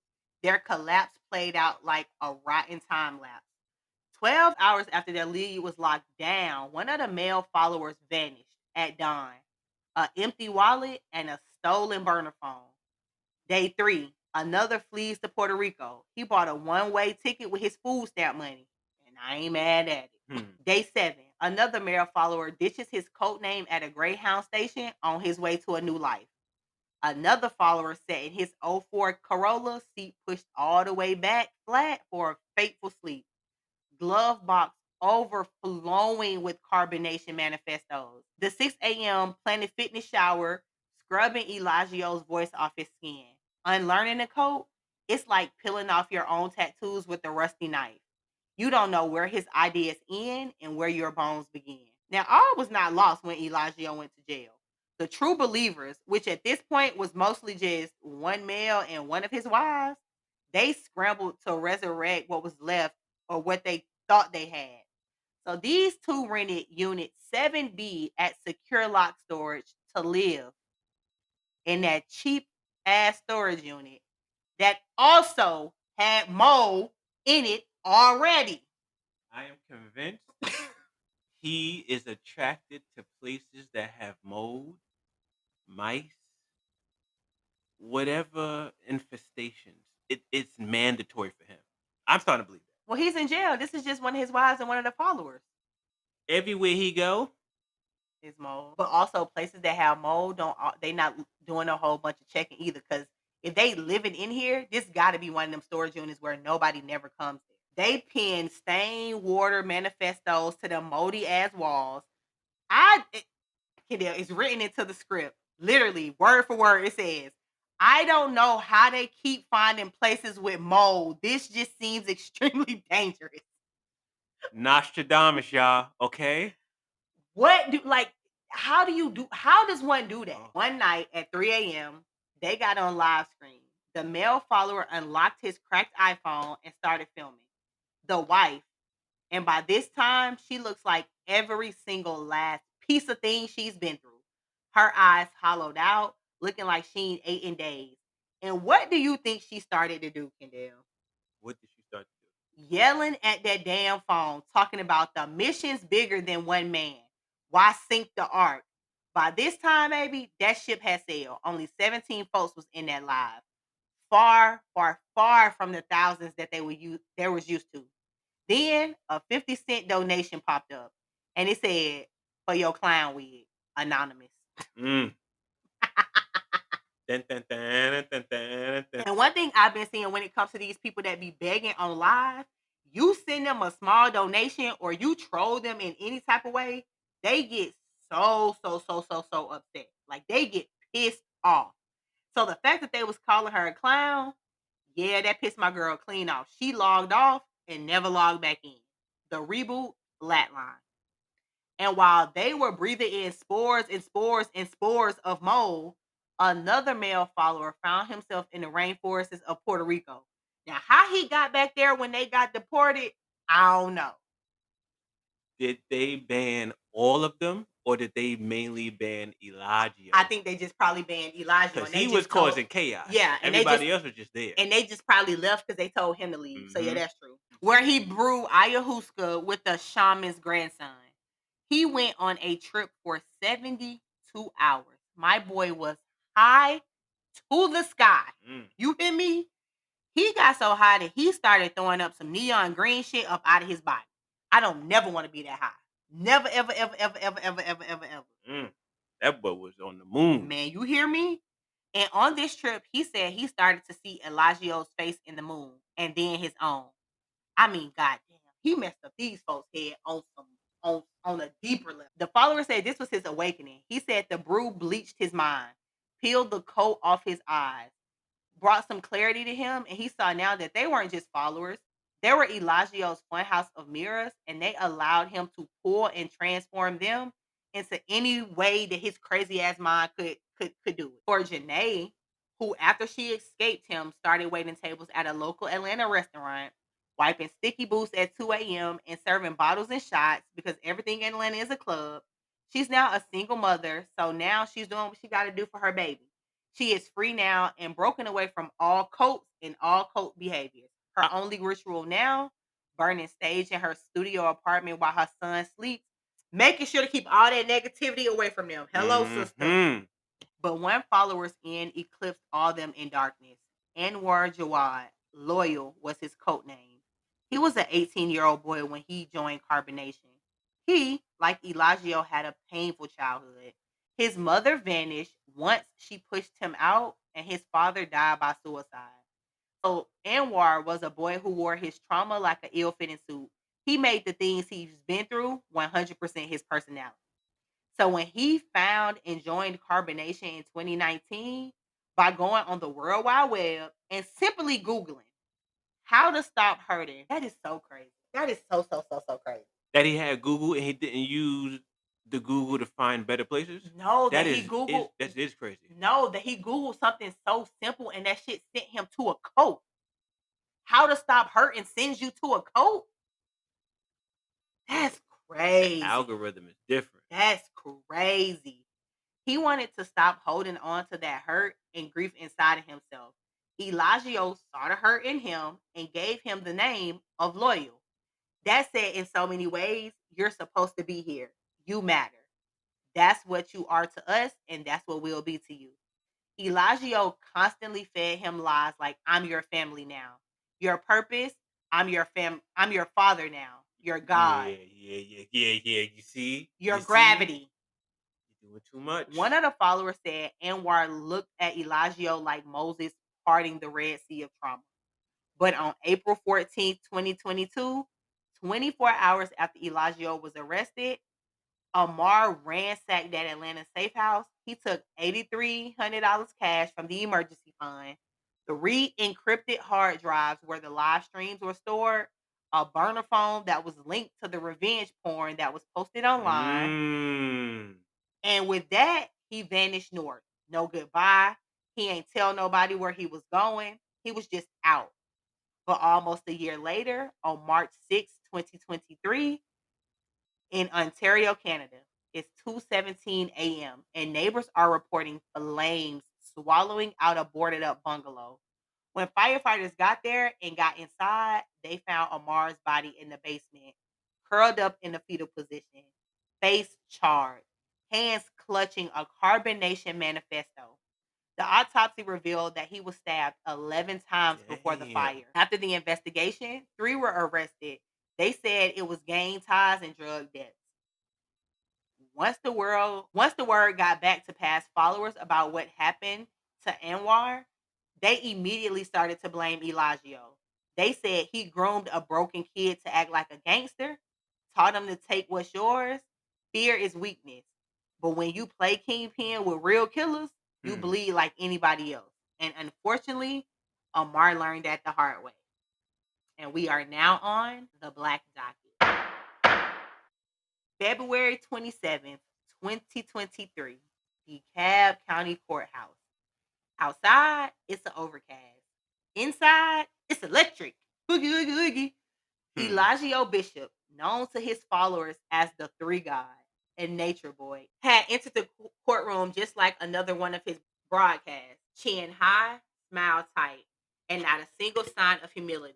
He wore gold rimmed fake glasses, prescriptionless, of course, just sitting on his nose like a fashion accessory. And I clocked it immediately because let me tell you something. If I ever got to go to the court, if it's for a parking ticket, it don't matter. You best believe I'm finna slide them glasses on my face so quick. As you should. You play your part. Glasses on, Your Honor. I am just a girl. I don't know what these people are talking about. I could never. I could never. Eligio, his was for show as well. And the outfit, an electric blue paisley blazer, too tight in the shoulders, with cuffs so frayed they were practically unraveling in real time. Underneath that, a white turtleneck, crisp from the jail laundry.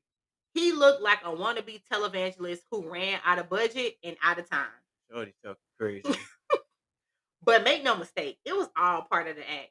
Eligio wasn't trying to blend in, he was trying to broadcast. To him, this wasn't a criminal trial. It was, again, content. Another sermon, another performance, another opportunity to manipulate the narrative and push the same doctrine that once made him a digital messiah that landed him here to begin with. Because Eligio is what happens when narcissism, the World Wide Web, and unchecked power collide. A man who turns spirituality into spectacle and spectacle into survival for so many of his followers. And the courtroom, that was just the next platform, the next place he took his crazy ass sideshow on the road. This wasn't a laughing nor joking matter. He was facing serious charges: false imprisonment, aggravated assault, revenge porn, all brought on by a former follower who had escaped carbonation. This wasn't a case of hearsay. The state had digital records, social media posts, ex members lined up, waiting and ready to testify. And even with these hefty charges, they still went in there and offered him a deal. Not really wanting to take it to trial to re victimize the victims, which I completely understand. They told him 30 years, you plead guilty to aggravated assault, no trial, no cameras, just closure. Sounds like a pretty good deal to me, if you ask me. I agree. Eligio smirked, laughed right in them people's face, and told them, I'll take my chances with the truth. Mm-hmm. Then, with no shame in his game, he leaned back towards his wife, one of the last few remaining followers, talking about, watch the views spike when I walk free. I don't know what you think this is. I don't know what fake TV shows you be watching, but this is real deal Holyfield. What the grandma say? I show you better than I can tell you. Way better. I just have to say, who thinks like that? You are fighting for your life, and your biggest concern is audience engagement. This man wasn't just delusional; he was most definitely dangerous. He is a danger, and so the trial begins. One of the first to take the stand was a former member by the name of Dixon. And I'm only using people's last names because these people are away from him. They live in their lives, so we're gonna keep it cute. Okay, how considerate of you. Yes. Aren't you a good person? Yes. Dixon said he witnessed Eligio's twisted inner workings up close. He testified that Eligio turned suffering into content, told the jury about when Malik's ribs snapped during that healing stream. Bishop zoomed in, said, click now, real pain equals real purity. He monetized the screen. That wasn't a metaphor, it was a business strategy. Eligio was stream trauma he caused, and turned that trauma into profit. The prosecution knew they weren't just dealing with criminal behavior. They were dealing with a man who had weaponized the internet, built an empire on breaking people down and then uploading the footage. Then came Townsend, another past follower who testified off camera in Vegas. He'll rehearse punishment, made one female kneel on rice grains for hours. If she Damn. whimpered, he'll tell her, save it for the algorithm, bitch. His direction was always cry prettier. The courtroom shifted, the air got thick, because now we weren't just hearing about abuse, we was hearing about how it was orchestrated, directed, and filmed. And then came our girl Janae. Her voice was trembling at first, and then it steadied. She looked him right in the face, told him during her testimony, I won't rape you isn't foreplay. That's a threat, dressed as mercy. When power hands a knife to your spirit, a yes is just the sound of survival. You could feel the energy leave right up out that room with that one line. A yes is the sound of survival, cut through everything. Cut through the legal strategies, cut through the defense's attempt to question her credibility. It was raw truth that nobody could unhear.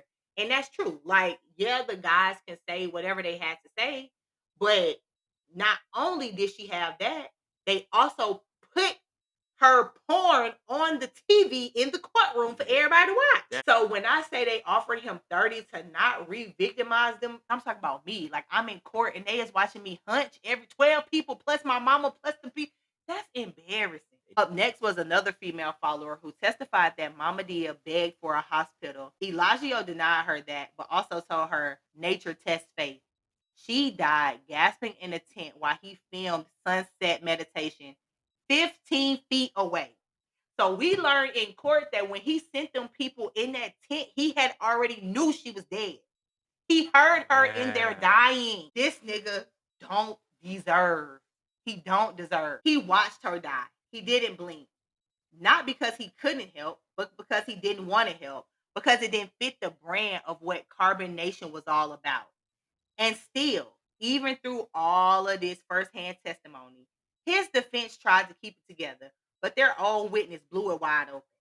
One of his wives, who was there for the defense, and I want to add, took the stand. They asked her, did you leak Janae's sex tape? She said yes. She also said, but Eligio said it was justice. From the defense table, this nigga wrote on a piece of paper and held it up talking about stop talking. This man is crazy. Another male follower took the stand. He ranted about malicious prosecution. He said they fear black messiahs. The judge looked at him and told them to remove this man off my stand because you not finna come in here and play. And I'm telling you, the courtroom went from tense to circus in seconds. This man wasn't a defense. It was a meltdown. Eligio's last supporters made fools of themselves. Trying to defend the indefensible. Because when your God is a fraud, there is no clean way to make the lies sound holy at all. The trial ended. The jury deliberated for nearly 2 days. But on March 1st, 2023, 4:18 p.m., the jury filed in guilty on all counts. As they should. As they should. The forewoman said rape, false imprisonment, aggravated assault, guilty, guilty, guilty. Janae, who was in court when the verdicts were read, sobbed. Eligio's chair scraped loudly as he shifted. Stunned for once, silent for probably the first time in many, many, many, many, many years, he has shut his fucking mouth. And then came the sentencing. Eligio stood, hands cuffed, chin still tilted like he was waiting for applause. This nigga came out his mouth talking about, I forgive you. I love you. When your system collapses, my teachings will bloom in the ruins. Judge Tanya Pittman stared him down and looked him straight in the face and said, Mr. Bishop, you're a masterclass of narcissism. Zero remorse, zero accountability. Life without parole plus 10 years. She paused. She answered her own question. Why the 10 extra you asked? For every victim too petrified to come stand before me in this courtroom. Gavel, hit, done. She wasn't about to play with him or even let it be a way that he can wiggle himself out of this. Eligio Bishop, no longer the three god or nature boy. Three. He is now inmate number 421189 in Macon State Prison. He made a call from jail days later saying, I'll be exonerated. God needs me free. But the truth, there are no more followers, no legal fund, no live streams, just concrete walls, cold meals, and memories that he couldn't monetize. August the 3rd, 2023, he was attacked in a prison cafeteria, shanked, collapsed his lungs. Guards called it a non life threatening injury. One of his wives, who is still standing by her man, told reporters he coughed blood for days. And in the final insult, where their oh so precious leader has been shanked in jail, the last surviving members of Carbonation tried to rebrand again. What do you think they came up with and called themselves, Kendall? Ooh, what did they call themselves? Give me one guess. I'm not even going to do it. Just go straight for it. They called themselves Imagination. And they set up shop in that same moldy ass. I'm going to sleep. Good night, y'all. We almost finished. You gotta be kidding me. I'm not kidding you. Go ahead, man. Go ahead. They set up shop in that same as moldy 7B storage unit that they were still living in. This was an epic fail for their last stream. This one only had 4 viewers. One of them being one of the old followers. She dropped a single comment in the chat before logging off and leaving Carbonation behind her. She simply said, clowns recycling their own confetti. Eligio Bishop built a kingdom of false promises on fear, control, and manipulation dressed up as mysticism. He called himself God, and maybe for a time, some people believed him. But the courtroom believed the truth, because when the curtain falls and the cameras are off, the truth is always the only thing left standing. We opened this episode asking, was Bishop a prophet or a predator? The trial answered both. Because here's the truth. He didn't build Carbonation on nonsense. He built it on need, on a very real hunger for belonging, for clarity, for power in a world that keeps stripping it from us. He took that hunger, Black spiritual awakening, and America's broken promises and weaponized them. He made himself the cure. He sold the poison. He didn't just take bodies. He took hope. He took people's future plans, their sense of self, their right to question. He took pain and turned it into a brand. That's what makes it so seductive. Because even people on the outside looked at Carbonation and said, maybe this is it. Maybe this is the healing we've been searching for. But it was a hustle, an empire of illusion, a live stream altar made of trauma. And in the end, the truth just didn't destroy the lie. It exposed the bones beneath it. One of the followers said it best. Carbonation's tragedy, the lie was beautiful. Freedom, community, ascension. But beautiful lies rot faster than ugly truth. What's left now? Just the smell. And maybe that's the part we have to sit with. That sometimes the worst kind of evil isn't loud or obvious. It's charming. It's well lit. It's got hashtags and healing retreats and God energy. But peel it back and you find people hurting in silence, masked by performance. You find obtuse dressed in enlightenment. You find freedom with a price tag. Eligio Bishop is now behind bars, but the question he raised, they're still echoing. So I'm going to ask you to keep the conversation going because this isn't just his history. It's about who gets to lead, who we follow, and why. It's about the lies we'll believe if they come wrapped in the right words. So head over to the socials or comment on the section on Spotify and tell me, what does freedom look like when it's real? And do we protect it from predators dressed as prophets? You've been listening to the Black Docket. I am Tammy. I'm Dale. And thank y'all for rocking with us on this episode about carbonation, melanation, imagination, all the nations. I won. And another thing, I feel like ever since I've been born, there have been so many unprecedented times. From 9/11 to COVID to now this man being a president and now a felon.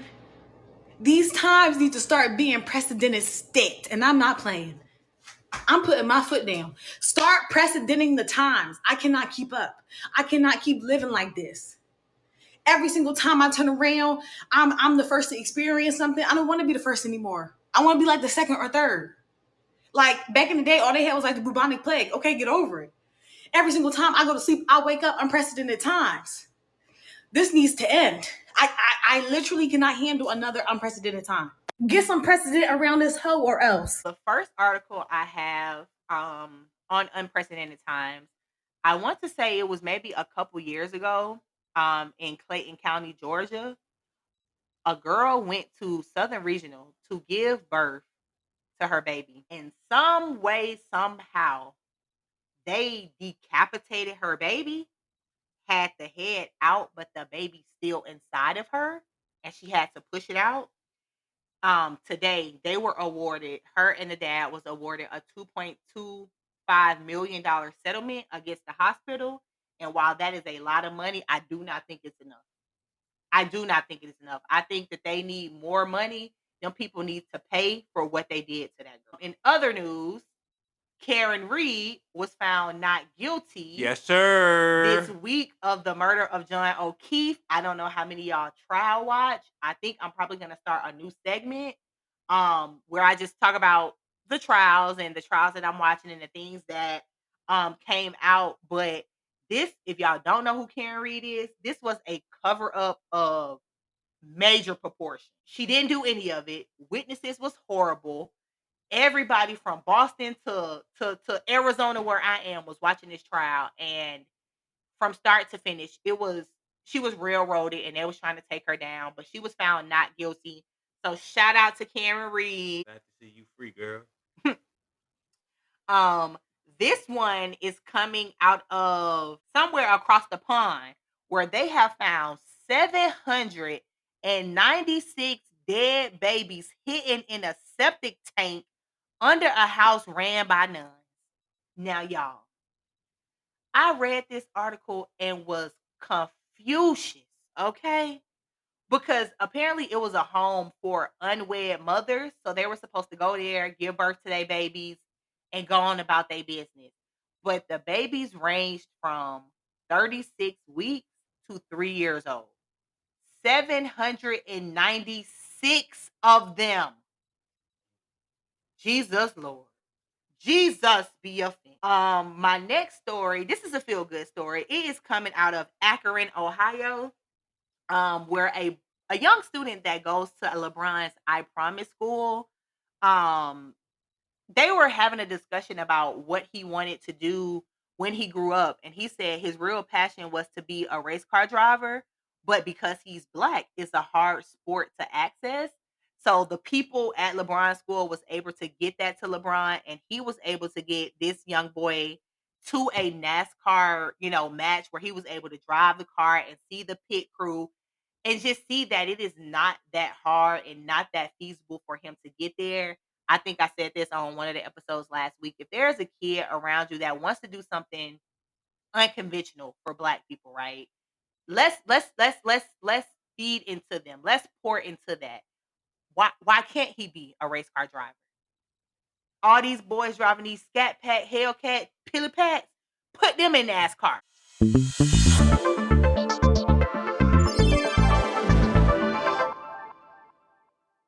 This week on the missing docket is going to be Dania Moriska. She was last seen on May the 1st, 2025 in Lawrenceville, Georgia. She is a black woman around 5'8", 140 pounds. She was last seen leaving her residence on May the 1st. Her circumstances of her disappearance is unknown. She was last seen wearing blue denim jeans and a red Mickey Mouse t-shirt and brown sandals.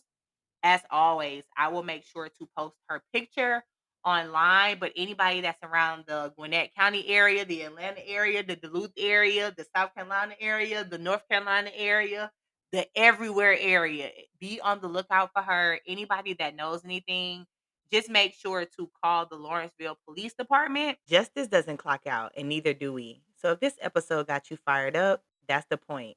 Now, don't just sit with it, talk about it, argue about it, obsess over it. Hit me up on Instagram at the Black Docket, Facebook at the Black Docket Crime Chronicles, or drop me a line at the Black Docket CC at gmail.com. Got a lead? Got a case? A whisper you think I should drag out into the daylight? Slide in my way. And remember, whether you're binge listening, side eyeing your own jury duty, or lurking in the comments, this docket belongs to you too. Until next week, stay curious, stay bold, and always remember the truth doesn't whisper, it kicks the damn door in. This is the Black Docket, and we're signing out.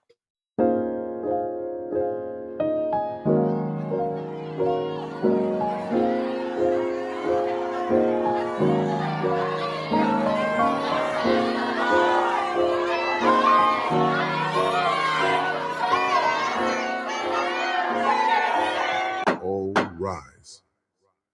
We are now